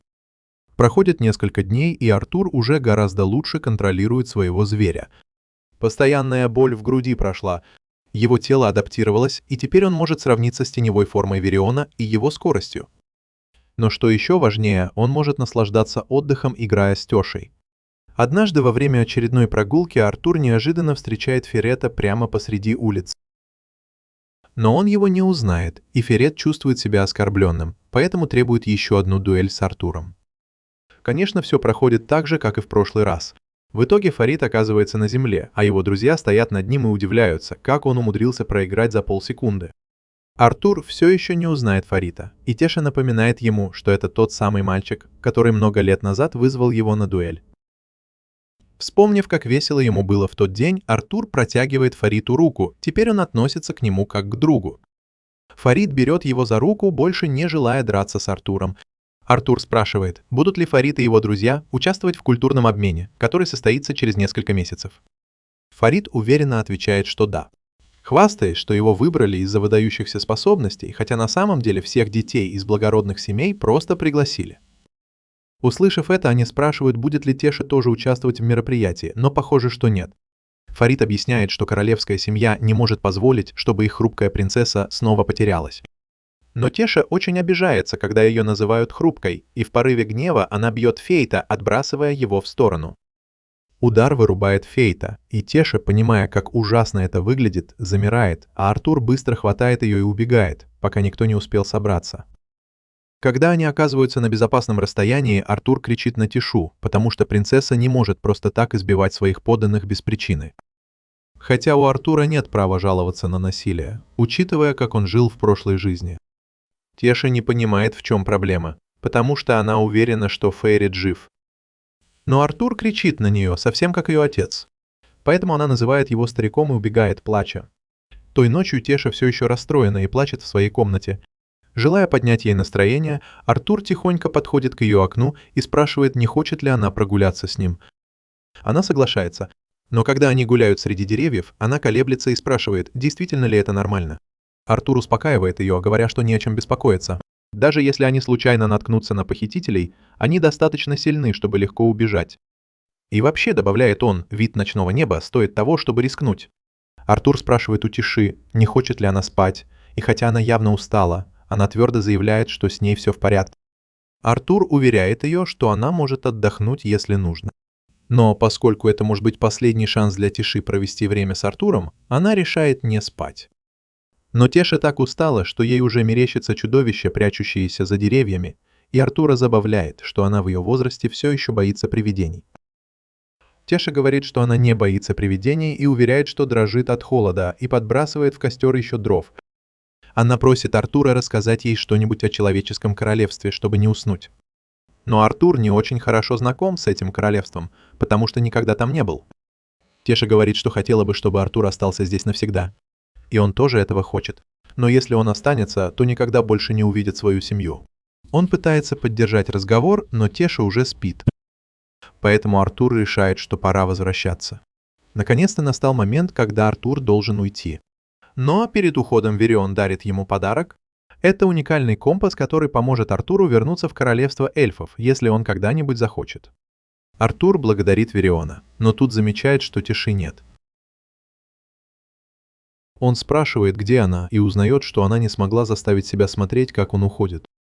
Портал открывается, и Артур готовится шагнуть в него, как вдруг слышит, что Теша зовет его по имени. Она бежит по улице, пытаясь догнать его, но спотыкается и падает. Увидев это, Артур бросается к ней, чтобы убедиться, что с ней все в порядке. Он протягивает руку, чтобы помочь ей подняться. Теша начинает говорить, что Артуру лучше быть осторожным, пока его не будет. Артур понимает, как сильно она переживает, и поднимает ее на ноги, обнимает и шепчет, что будет скучать по ней. Когда Артур добрался до города Зирус, он встретился со своими родителями и узнал, что у него теперь есть младшая сестра по имени Елена. Много лет Алиса и Рейнольд рассказывали ей истории об Артуре. Поэтому она очень обрадовалась, когда наконец-то с ним встретилась. Как только они вошли в дом, Алиса сразу же начала расспрашивать Артура о его самочувствии. В последний раз, когда они разговаривали, он сказал, что плохо себя чувствует. Поэтому она очень хотела узнать, поправился ли он. Артур заверил ее, что с ним все в порядке и беспокоиться не о чем, хотя ему еще есть что рассказать. Затем он рассказал им обо всем, что произошло после того, как он расстался со своей семьей, но не упомянул о встрече с Сильвией и о том, что унаследовал ее зверя. Вместо этого он рассказал им о встрече с тёшей и о том, как провел время в королевстве эльфов, пока выздоравливал. Алиса спросила, действительно ли он в порядке, и предупредила, что если его состояние снова ухудшится, они не смогут его здесь вылечить. Но Артур настаивал, что этого не случится. Так как он не мог рассказать правду о своем звере, он придумал объяснение, что заболел из-за того, что проснулся слишком рано, и это нарушило баланс его ядра. Хотя ему было неприятно обманывать родителей, Артур понимал, что это необходимо. Пока он не станет достаточно сильным, чтобы справиться с любыми опасностями, раскрывать правду было бы слишком рискованно. В этот момент Рейнольд увидел Сильвию и спросил Артура о ней. Артур быстро придумал историю о том, что нашел Сильвию в пещере магического зверя. С тех пор он взял ее к себе и сделал своей питомицей. Елена, кажется, хорошо с ней ладит. Кстати, Рейнольд хотел бы узнать еще кое-что. Он встает и спрашивает Артура, на каком этапе развития находится его монокор. Алиса ругает Рейнольда, обвиняя его в том, что он пытается затеять ссору с Артуром сразу после его возвращения из долгой поездки. Но Рейнольд не видит ничего плохого в том, что хочет узнать, насколько сильнее стал его сын. Артура не беспокоят эти вопросы, но перед тем, как ответить, он хочет узнать, чем занимается Рейнольд. Как еще они могли позволить себе такой комфортный дом? Рейнольд объясняет, что он работает инструктором по безопасности в аукционном доме Хелстия и говорит, что его монокор достиг темно-оранжевого уровня. Артур впечатлен этим. Достичь оранжевого уровня монокора – это не так уж и просто. Монокоры бывают разных цветов, от черного до белого, и чем светлее цвет, тем сильнее монокор. Рейнольд, будучи аугментиком, явно уделяет много внимания физическим тренировкам. Рейнольд, очень гордый собой, спрашивает Артура, на каком уровне находится его монокор, и Артур отвечает, что он на светло-красном уровне. Рейнольд ругается, когда понимает, что Артур почти догнал его, и совершенно забывает, что Елена все еще в комнате. Он все еще не может смириться с тем, что Артур почти догнал его по силе. И он не хочет признавать это без боя. Поэтому он предлагает Артуру сразиться с ним в саду прямо сейчас. Артур принимает вызов, но прежде чем они успевают выйти, двери гостиной распахиваются, и входят несколько незнакомцев, спрашивая, вернулся ли сын Рейнольда. Рейнольд представляет мужчину Артуру как Винсента Хелстию, владельца аукционного дома, где работает Рейнольд. Винсент и его жена Тибита радуются, что наконец-то встретились с Артуром, ведь они столько о нем слышали. Артур, в свою очередь, отвечает, что это для него большая честь. Винсент не может не отметить вежливость Артура, шутя, что таким манерам, конечно, не у Рейнольда научишься. Продолжив знакомство, Винсент и Табита представляют Артуру свою дочь Лилию. Сначала она немного стесняется, но, увидев Сильвию на плече у Артура, сразу влюбляется в нее. Она спрашивает у Артура, можно ли ее погладить, и как только он соглашается, она с радостью берет зверька на руки и начинает его тискать. Пока Лилия занята этим, Рейнольд говорит Артуру, что этот дом принадлежит Винсенту, и, возможно, стоит спросить у него разрешения, прежде чем что-нибудь здесь сломать. Как только Рейнольд упоминает о возможности разрушения, Винсент начинает нервничать. Его опасения подтверждаются, когда он узнает, что Рейнольд и Артур устроили поединок в саду. Все выходят на улицу посмотреть на бой. Винсент сомневается, уместно ли Артуру и Рейнольду драться. Он не может поверить, что человек в возрасте Артура уже достиг стадии светло-красного ядра. Но Алиса успокаивает его, говоря, что Артур всегда быстро учился. Кроме того, у него нет причин врать. Табита говорит Винсенту, чтобы он расслабился и просто наслаждался зрелищем. На самом деле, Артур мог бы достичь оранжевой стадии много лет назад, но во время тренировок со своим зверем-хранителем ему не разрешали работать над ядром маны. Но у него есть несколько других приемов, которыми он хочет похвастаться. Когда начинается поединок, Артур и Рейнольдс начинают обмениваться ударами. Рейнольдс искренне удивлен, насколько Артур стал сильнее, хотя он все еще превосходит его в грубой силе. В конце концов, между ними образуется брешь, и Рейнольдс говорит, что хочет поднять ставки. Он поджигает руку и говорит Артуру, что у него еще есть шанс отступить, если он захочет. В этом мире каждый маг обладает стихийной предрасположенностью, то есть магией, с которой он лучше всего взаимодействует. Заклинатели могут легко использовать свою стихию, а усилители обычно с этим не справляются. Но есть одно заметное исключение. Как только усилитель достигает достаточно высокого уровня, он может определить свою стихийную совместимость и использовать ее для усиления физических атак. С тех пор, как Рейнольдс овладел магией огня, с ним стало гораздо сложнее справиться, поэтому Артур тоже решает выложиться на полную. Он вливает ману в свои руки, и они снова сталкиваются. Теперь бой идет на равных. Но Рейнольдс все равно превосходит Артура в грубой силе. Благодаря знаниям из прошлой жизни тренировки Артура с Вирионом были очень продуктивными, и он освоил магию огня намного раньше, чем ожидалось. Поэтому Вирион предложил ему попробовать продвинутую магию огня. И то, что мы сейчас видим, результат этих тренировок. Артур снова направляет ману в свои руки, но теперь вокруг него вспыхивают искры электричества, когда он призывает молнию. Рейнольдс ошеломлен. Он не может поверить, что Артур действительно освоил продвинутую форму магии огня. Но Артур еще не закончил. Он управляет молнией и одновременно направляет воду из фонтана, которая бьет в спину его отцу. Рейнольд успевает отразить удар, но он поражен, что Артур может управлять одновременно огнем и водой. Он никогда так не гордился своим сыном. Он обнимает Артура и спрашивает, где тот научился такому приему и есть ли у него еще какие-нибудь крутые трюки в запасе. Артур говорит, что только начал учиться магии молний. И хотя он еще не очень хорошо ею управляет, он определенно становится лучше. В этот момент на поле выбегает Елена, чтобы убедиться, что с Артуром и Рейнольдом все в порядке. А Винсент и Табита стоят в стороне и восхищаются, потому что ни один обычный ребенок не смог бы сделать то, что сделал Артур. Вечером, когда они собираются за ужином, Винсент не может перестать восхищаться Артуром. Рейнольд замечает, что он всегда знал, что Артур особенный, с тех пор, как мальчик впервые пробудил свою ману в возрасте 3 лет. Винсенту трудно в это поверить. В конце концов, даже самые одаренные дети в этом мире пробуждают свою ману только к 8 годам. Хотя большинство гениев не взрывают свой дом в процессе пробуждения. Рейнольд смеется, вспоминая тот случай. Но, возможно, он смеялся слишком громко, потому что в итоге падает со стула.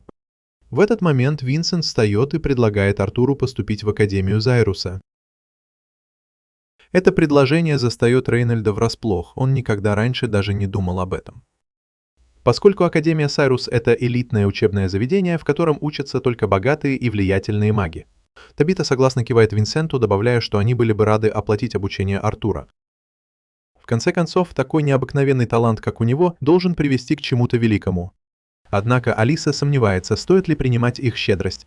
Они и так уже сделали для семьи очень много, и теперь, когда они предлагают оплатить обучение Артура, это кажется слишком.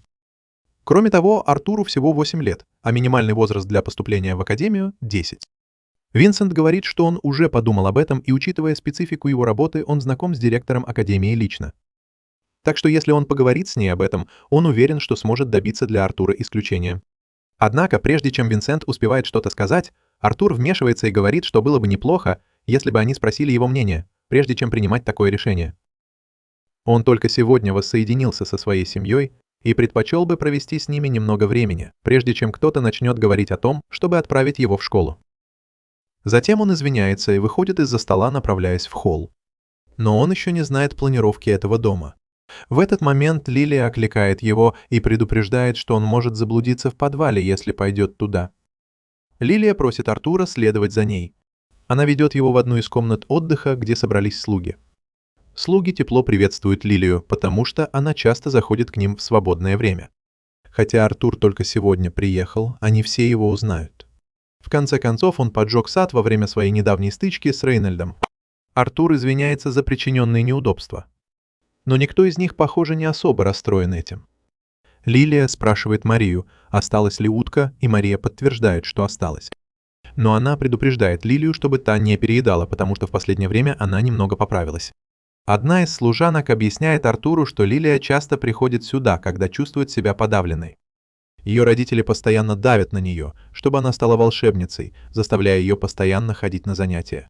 Хотя Лилия и сама хочет стать волшебницей, постоянное давление утомляет ее, поэтому ей нужно время от времени отдыхать и расслабляться. Позже, тем же вечером, Артур проводит время со своими родителями, и они по-прежнему очень рады, что их маленький Артур вернулся. Он сильно изменился с тех пор, как они видели его в последний раз, но внутри он все тот же. Благодаря невероятному таланту Артура, он обязательно станет могущественным волшебником, но несмотря на это, его родители всегда будут любить его. Они хотели бы поговорить подольше, но понимают, что Артур, должно быть, устал после такого долгого дня. Поэтому они встают и желают ему спокойной ночи.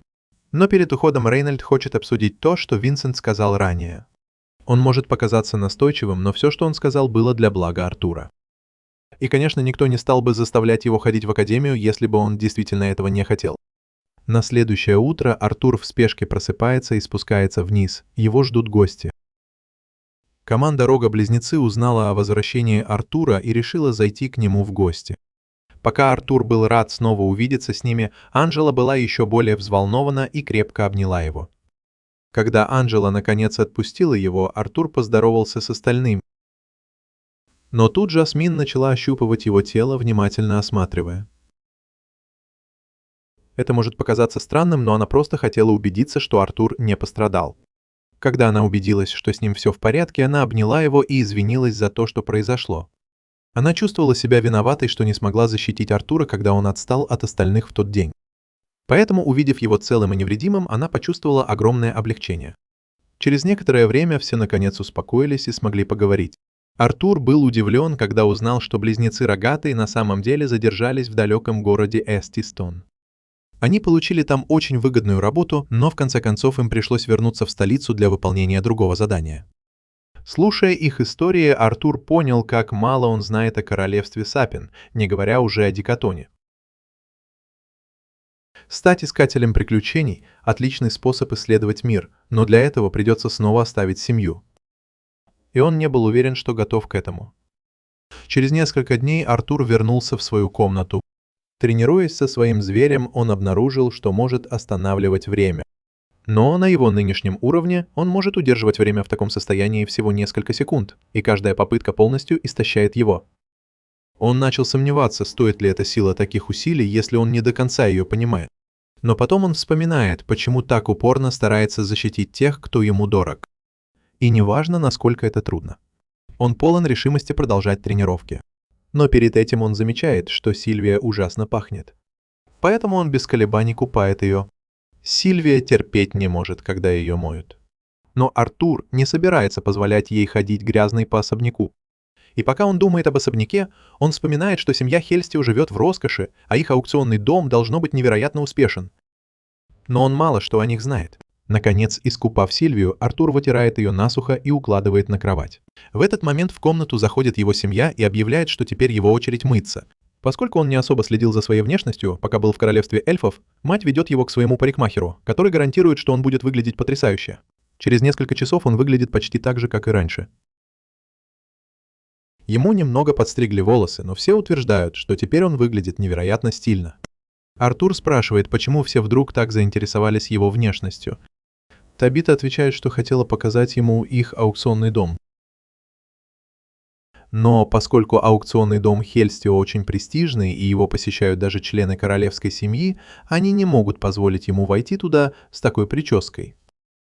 Поскольку они уже в Зире, Табита предлагает устроить Артуру экскурсию, и Елена тут же присоединяется к ним, чтобы провести время со своим старшим братом. Лилия чувствует укол ревности. Ведь до возвращения Артура Елена проводила большую часть времени с ней. Но Лилия тоже хочет быть рядом с Артуром, поэтому старается не придавать этому большого значения. Они проводят весь день вместе, даже останавливаются, чтобы поиграть в кольца возле ближайшей статуи. Но вдруг какие-то парни бросают кольцо прямо ему в голову и уходят. Артур поворачивается к Лилии и спрашивает, знает ли она, что это было, потому что эти парни вели себя очень грубо без причины. Она объясняет, что это были студенты из Академии Сайрус. Они ведут себя так, потому что в этой форме все в городе относятся к ним как к королевской семье. Артур разочарован, потому что не ожидал встретить здесь высокомерных студентов. Но он решает пока не обращать на это внимания. Чуть позже Артур чувствует странную энергию, исходящую из магазина. Он идет туда, чтобы посмотреть, и его родители объясняют, что в магазине продают ядра зверей. Артур удивлен, потому что никогда не видел, чтобы ядра зверей продавали в королевстве эльфов. Но здесь, в человеческом королевстве, это обычное дело. Табита сказала, что ядра зверей могут усилить магию мага, а если в ядре есть дух зверя, то его цена может достигать 100 золотых монет. Для сравнения, на эти деньги семья Артура могла бы жить в достатке следующие 250 лет. Она говорит, что позже на аукционе будут продавать ядра зверей. Если он захочет, она может отдать ему одно ядро. Артур благодарит ее за предложение, но не очень хочет, потому что его устраивает ядро, которое дала ему Сильвия. В этот момент вмешивается Лилия и спрашивает у матери, может ли она купить себе звериное ядро. Но Табита сразу же отказывается, объясняя, что просто наличие звериного ядра не поможет ей пробудить магию. Кроме того, она считает, что это слишком дорого для Лилии.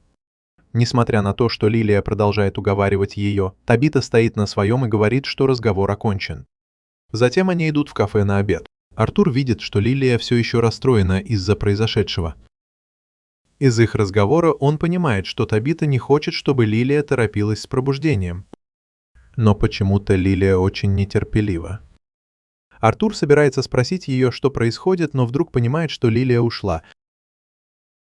Она уже направляется в темный переулок. Артур встает и идет за ней, и в итоге находит Лилию в магазине магии. Она рассматривает одно из менее дорогих звериных ядер, и на свои сэкономленные деньги она могла бы купить его сама. Но Артур спрашивает ее, уверена ли она в этом. Ведь просто наличие звериного ядра не гарантирует, что она сможет пользоваться магией. Но Лилия настаивает, что не узнает наверняка, пока не попробует. Она тянется за звериным ядром, но Артур быстро хватает ее за руку, уговаривая подождать. Он действительно не думает, что это правильное решение. Но Лилия не слушает его, разочарованная тем, что он никогда не сможет по-настоящему понять ее чувства, ведь он и так одарен от природы. Она отходит от Артура, но случайно сталкивается с парнем позади себя, который оказывается тем самым студентом Академии Сайрус, которого они видели раньше. Она извиняется за то, что толкнула его. Но парень слишком зазнался, чтобы признать свою ошибку. Поэтому они собираются устроить драку. Услышав шум, владелец магазина выходит посмотреть, в чем дело. Но как только он замечает форму Академии Сайрус, то решает не вмешиваться в разборки этих хулиганов. Не говоря ни слова, он разворачивается и уходит в свой кабинет, делая вид, что ничего не видел. Теперь парни могут делать все, что захотят, и их первая мысль — проучить Артура и Лилию, подпалив их. Лилия прячется за Артуром. Артур предпочел бы решить все мирно. Но, учитывая, что эти парни ведут себя неадекватно, он готовится преподать им урок. Но как только начинается драка, появляются Табита и Алиса. Приказав всем немедленно прекратить колдовать, парни, однако, игнорируют предупреждение Табиты, спрашивая, неужели она действительно думает, что сможет их остановить. Даже владелец магазина выбегает, умоляя Табиту не провоцировать парней. В конце концов, если бы они захотели, то могли бы разрушить весь магазин. Но Табита предупреждает их, что даже студентов Академии ждет наказание, если они посмеют тронуть дочь семьи Хестия. Как только парни понимают, что Лилия Хестия, они пугаются, ведь ее семья – один из крупнейших спонсоров Академии, и если директор узнает об этом, то их точно исключат. Поэтому они уходят без дальнейших проблем. Но перед этим оскорбляют Лилию, называя ее неумехой. Вернувшись домой, они сразу же рассказывают об этом инциденте Винсенту. Он в шоке, что Артур и Лилия чуть не подрались со студентами Академии, но, к счастью, Табита вмешалась, прежде чем все зашло слишком далеко. Винсент с ужасом понимает, что если бы Лили не вмешалась, Артур мог бы убить тех мальчишек. Лили извиняется за то, что причинила столько проблем, но Винсент говорит, что ей не о чем беспокоиться. Она ничего плохого не сделала, и, учитывая все пожертвования, которые он сделал для Академии, такой инцидент никак не повлияет на ее поступление. Он также говорит это Артуру. Но Лили чувствует себя такой неуверенной, что думает, будто отец предлагает Артуру поступить в Академию вместо нее. Родители пытаются ее успокоить, уверяя, что они так не думают, но Лили, считая себя неудачницей из-за того, что не может пользоваться магией, думает, что они тоже так считают. Она кричит, что ненавидит их обоих, и убегает, оставив родителей в полном недоумении. Через несколько часов, когда приходит время ужина, Артур идет позвать Лили. Но ее нет в комнате. Когда Лили была младше, Винсент рассказывал ей истории об академии, и это ее очень вдохновляло. Но она не могла поступить, пока не пробудила свою магию, а это заняло гораздо больше времени, чем все ожидали. Родители постоянно убеждали ее, что спешить некуда. Но когда она увидела, что Артур уже овладел магией в таком юном возрасте, она почувствовала себя никчемной.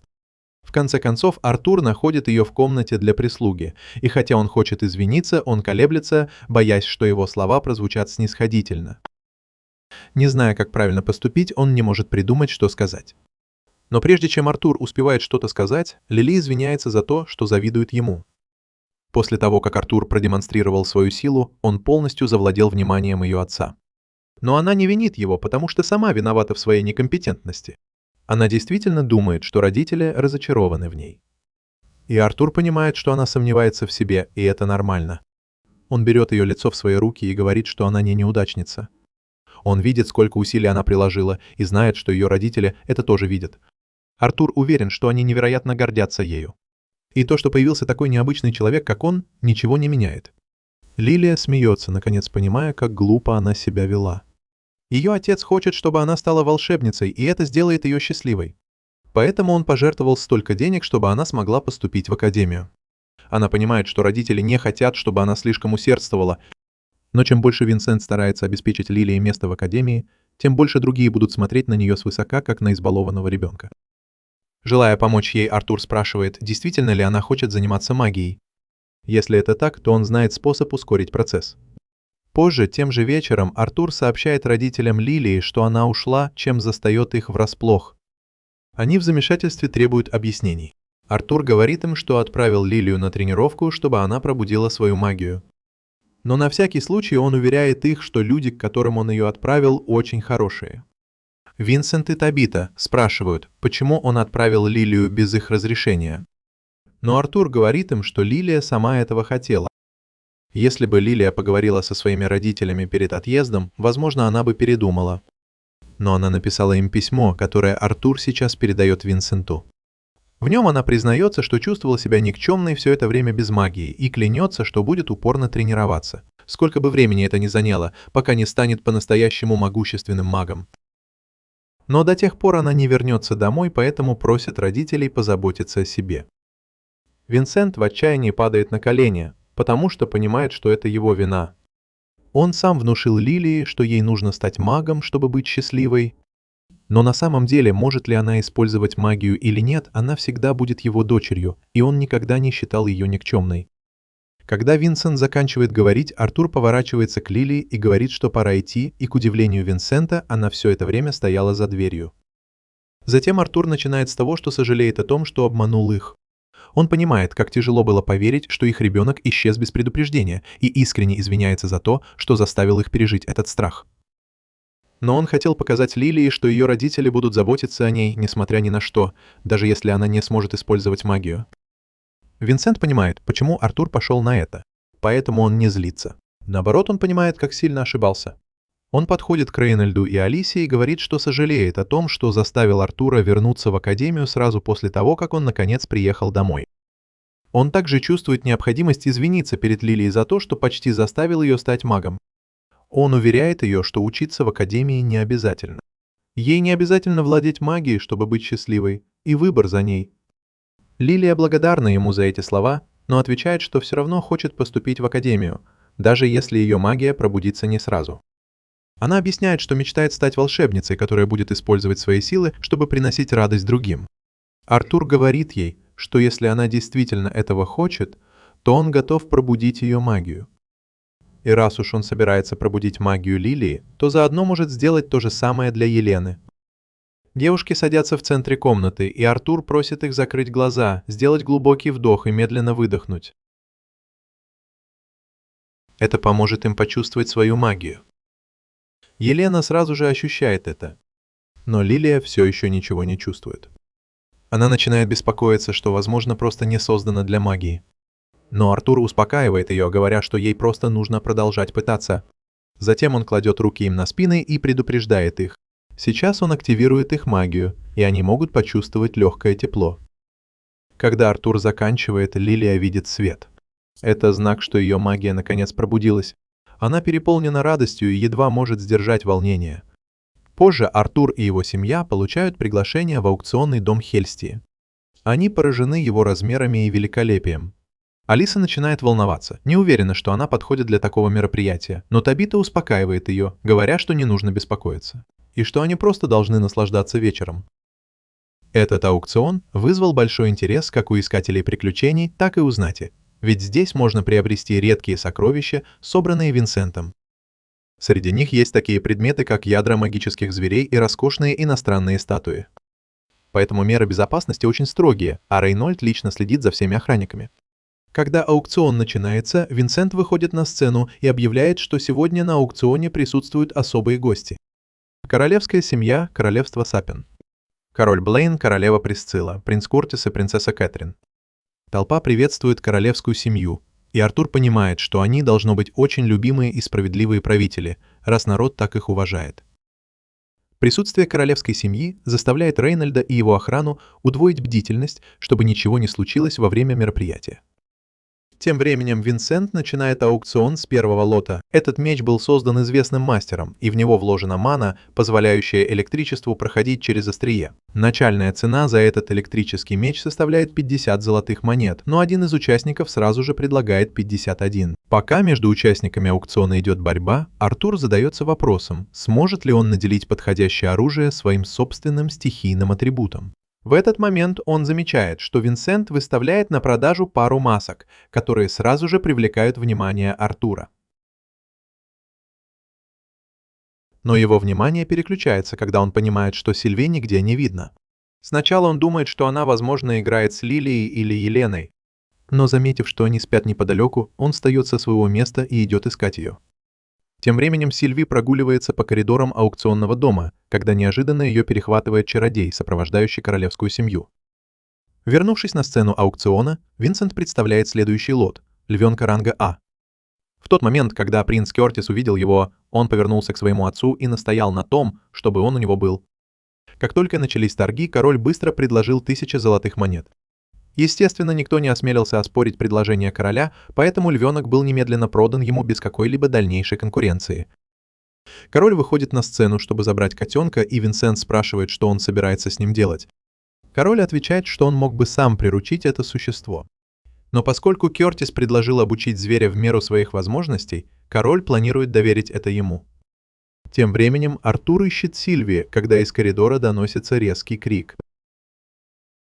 Бросаясь на звук, замечает мага, который пристально смотрит на нее, и мгновенно узнает в нем сопровождающего королевской семьи. Желая избежать ненужного конфликта, Артур спокойно просит мага отпустить Сильви, объясняя, что она – его мана-зверь. Разочарованный чародей вздыхает, приняв ее за одно из предложений аукциона. Сильвия бросается к Артуру. И как раз в тот момент, когда Артур собирается уходить, волшебница говорит, что он все еще интересуется своим питомцем. Он объясняет, что давно хотел обзавестись собственным мановым зверем. Поэтому он просит Артура передать ему Сильви. Артур смотрит на него как на идиота и спрашивает, почему волшебник вообще поверил, что он согласится на такое.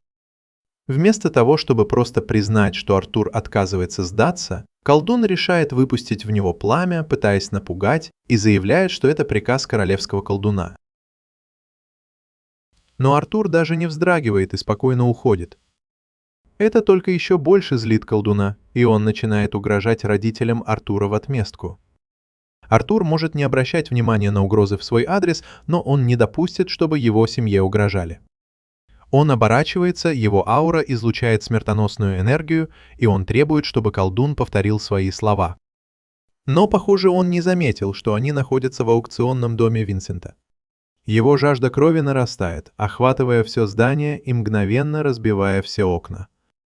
Те, у кого есть мана, например, король, могут выдержать давление, а те, у кого ее нет, например, Винсент, мгновенно падают под его натиском. Король подходит к Винсенту, а королевская стража окружает своего монарха, предполагая, что убийственная аура принадлежит врагу.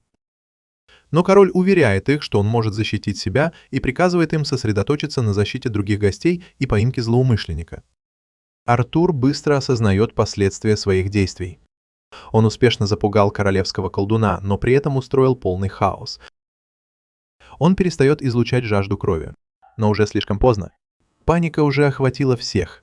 Рейнольд берет ситуацию под контроль, приказывая всем немедленно эвакуироваться, пока он пытается навести порядок. После инцидента, когда все были благополучно эвакуированы, король просит Рейнольда о личной беседе. Он хочет узнать, почему Рейнольд не задержал преступника, и Рейнольд приносит свои извинения. Однако король с сожалением сообщает ему, что наказание неизбежно. Рейнольд согласен на любое наказание, которое сочтет нужным король. Но прежде чем король успевает вынести решение, вмешивается волшебник.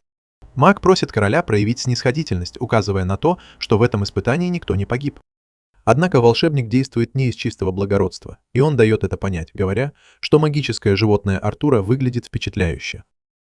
Король представляет Себастьяна всем присутствующим, объясняя, что он маг, которому поручено защищать королевскую семью. Себастьян неоднократно спасал жизнь короля, и король глубоко уважает его. Поэтому, когда Себастьян проявляет интерес к магическому животному Артура, король обращается к Рейнольду и спрашивает, не хочет ли он отдать его в знак благодарности за то, что Себастьян проявил снисходительность раньше. Артур пытается заговорить, но его мать быстро прерывает его, напоминая, что говорить без разрешения короля – неуважение. В ответ на просьбу короля Рейнольд говорит, что не может этого сделать, потому что Артур сам нашел Сильвию. И поэтому Рейнольд не может отдать ее кому-то другому. В этот момент король решает обратиться к Артуру напрямую. Он спрашивает, не хочет ли Артур отдать Сильвию Себастьяну. Но Артур отказывается, говоря, что Сильвию ничто не заменит. Тогда король предлагает сделку, предлагая в обмен на Сильвию недавно полученного им львенка. Он настаивает, что хотя магическое животное Артура редкое, львенок должен быть более ценным. Но Артур снова отказывается, ясно давая понять, что он ни при каких обстоятельствах не собирается продавать или обменивать Сильвию. Король начинает терять терпение и напоминает Артуру, что уже дважды просил его об этом, настаивая на том, что королю не нужно повторять одно и то же. Он в последний раз просит Артура отдать Сильвию. Но настойчивость короля начинает раздражать Артура. Вставая, Артур спрашивает короля, готов ли он сам продать своих детей. Услышав это, король настолько ошеломлен, что не знает, что сказать. Но Артур продолжает и напоминает королю, отказывал ему. Но король не хочет признавать, что некоторые вещи настолько ценны, что их нельзя продать. Поэтому он хочет знать, как бы король отреагировал, если бы кто-то подошел к нему и потребовал купить его детей. Стражники тут же бросаются на Артура, чтобы ударить его за неуважение к королю. Но Артур без труда вырубает их обоих одним ударом. Себастьян называет их дураками за то, что они не смогли убить одного маленького ребенка. Он полон решимости заполучить Сильвию любой ценой. Для этого он произносит заклинание, надеясь сжечь Артура до смерти. Но Артур активирует свою суперспособность, замораживая время во всей комнате, кроме Себастьяна. Себастьян в замешательстве оглядывается, не понимая, почему все вдруг замерли. Но Артур говорит ему, что никто из них не слышит его слов. Затем Артур медленно приближается к нему, и Себастьян в панике просит его держаться подальше, утверждая, что у Артура нет шансов против королевского колдуна. В ответ Артур спокойно ломает Себастьяну ногу. Он зовет на помощь. Но Артур говорит ему, что здесь никто не сможет его спасти. Так что ему лучше послушать, что скажет Артур, пока тот в сознании. Артур предупреждает его, чтобы он знал свое место и был осторожен с теми, кому угрожает. Потому что в следующий раз ему будет гораздо хуже. Через несколько секунд время возвращается в норму, и Артур теряет сознание от напряжения. Вскоре Артур просыпается в своей постели с сильной головной болью, понимая, что, возможно, перестарался, используя свои способности. Хотя ему удалось ненадолго остановить время, нагрузка на его тело была огромной. Как только он это осознает, в комнату заходит Алиса, чтобы проверить его. Она с облегчением видит, что он наконец-то очнулся. Артур просит ее рассказать, что произошло после того, как он потерял сознание, и Алиса объясняет, что все были в шоке, когда он внезапно упал. Она поспешила помочь ему. Но даже после этого его тело долго восстанавливалось. Теперь, когда Артур чувствует себя лучше, Алиса ведет его в город за покупками после их разговора. Пока они идут по улицам, Артур замечает заколку для волос, которая идеально подошла бы Елене. Но так как у него все еще нет денег, Алиса покупает ее для него. предлагая подарить ее Елене позже. Она даже предлагает купить что-нибудь и для Артура. Но он сомневается, стоит ли им тратить деньги. Особенно учитывая, что Рейнольд, возможно, потерял работу в аукционном доме. Однако Алиса говорит ему, что ему не стоит беспокоиться о финансах их семьи, потому что у нее тоже есть работа. Артур понятия не имел об этом, но оказывается, Алиса делает предметы роскоши, которые пользуются популярностью среди знати. Так что она неплохо зарабатывает. Так что они могут позволить себе купить все, что захотят. И когда они возвращаются домой, Артур и Элис несут кучу пакетов с покупками. В гостиной они слышат, как Рейнольд разговаривает с кем-то и твердо заявляет, что не будет молчать, когда его сына чуть не убили. Артур заходит в комнату и спрашивает, что происходит. Рейнольд видит его и говорит, что очень рад, что Артур поправился.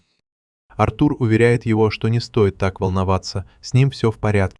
Мужчина, с которым разговаривал Рейнольд, вдруг узнает Артура и приглашает его присоединиться к разговору. Он протягивает Артуру и Рейнольду мешочек с золотом от короля, называя это скромным извинением за то, что он называет вчерашним незначительным происшествием. Артур не согласен. То, что на него напали два рыцаря и королевский колдун, вряд ли можно назвать незначительным происшествием, но он предпочитает промолчать и благодарит мужчину за то, что тот приехал. Довольный ответом Артура, мужчина улыбается и уверяет его, что двух охранников, участвовавших в нападении, уже уволили. В конце концов, объясняет он, король никогда бы не простил причинения вреда ребенку из-за такой мелочи, как отказ в просьбе. Рейнольд считает, что увольнение рыцарей, которые пытались убить его сына, недостаточное наказание. Но мужчина возражает, напоминая ему, что Артур в первую очередь проявил неуважение к королю. Более того, король проявил милосердие, простив Рейнольду то, что он не смог защитить аукционный дом. Так что он не должен злиться на охранников, которые тоже получили немного снисхождения. Рейнольд открывает рот, чтобы ответить, но Артур перебивает его, настаивая на том, что нет причин злиться. В конце концов, он сам виноват в том, что говорил неподобающим образом, и поскольку он отделался без серьезных последствий, его это не беспокоит. Артур спрашивает о состоянии Себастьяна, у которого сломана нога. Мужчина объясняет, что Себастьяна уволили за нападение на Артура, и сейчас он находится в больнице. Себастьян продолжал утверждать, что Артур виноват в его сломанной ноге. Но это казалось нелепым, ведь никто не видел, как Артур это сделал, и они все время за ним наблюдали. Вместо этого король думает, что заклинание Себастьяна должно быть отразилось на нем и случайно сломало ему ногу. Король очень расстроен произошедшим, поэтому он так старается извиниться. Мужчина признает, что Артур талантливый и одаренный юноша. Но он также советует ему следить за своими словами, когда он общается с людьми, наделенными властью. В конце концов, не все так снисходительны, как король. Артур и Рейнольд любезно принимают извинения, и как только мужчина уходит, Рейнольд отдает все свои деньги Артуру. Артур спрашивает, уверен ли Рейнольд, что отдает ему деньги, но Рейнольд настаивает, что это правильно. В конце концов, Артур был тем, кто действительно рисковал. Не говоря уже о том, что ему понадобятся деньги, если он хочет чего-то добиться в будущем. События этого дня стали для Артура серьезным уроком. Хотя в прошлой жизни он, возможно, был королем, здесь он все еще просто беззащитный ребенок. Если он хочет противостоять политическому влиянию, ему нужно обрести собственное. Поэтому на следующее утро он отправляется прямиком в магическую академию. Однако, как только он приходит, он замечает сову. Существо взлетает, и Артур тут же бросается за ним, но понимает, что это ловушка.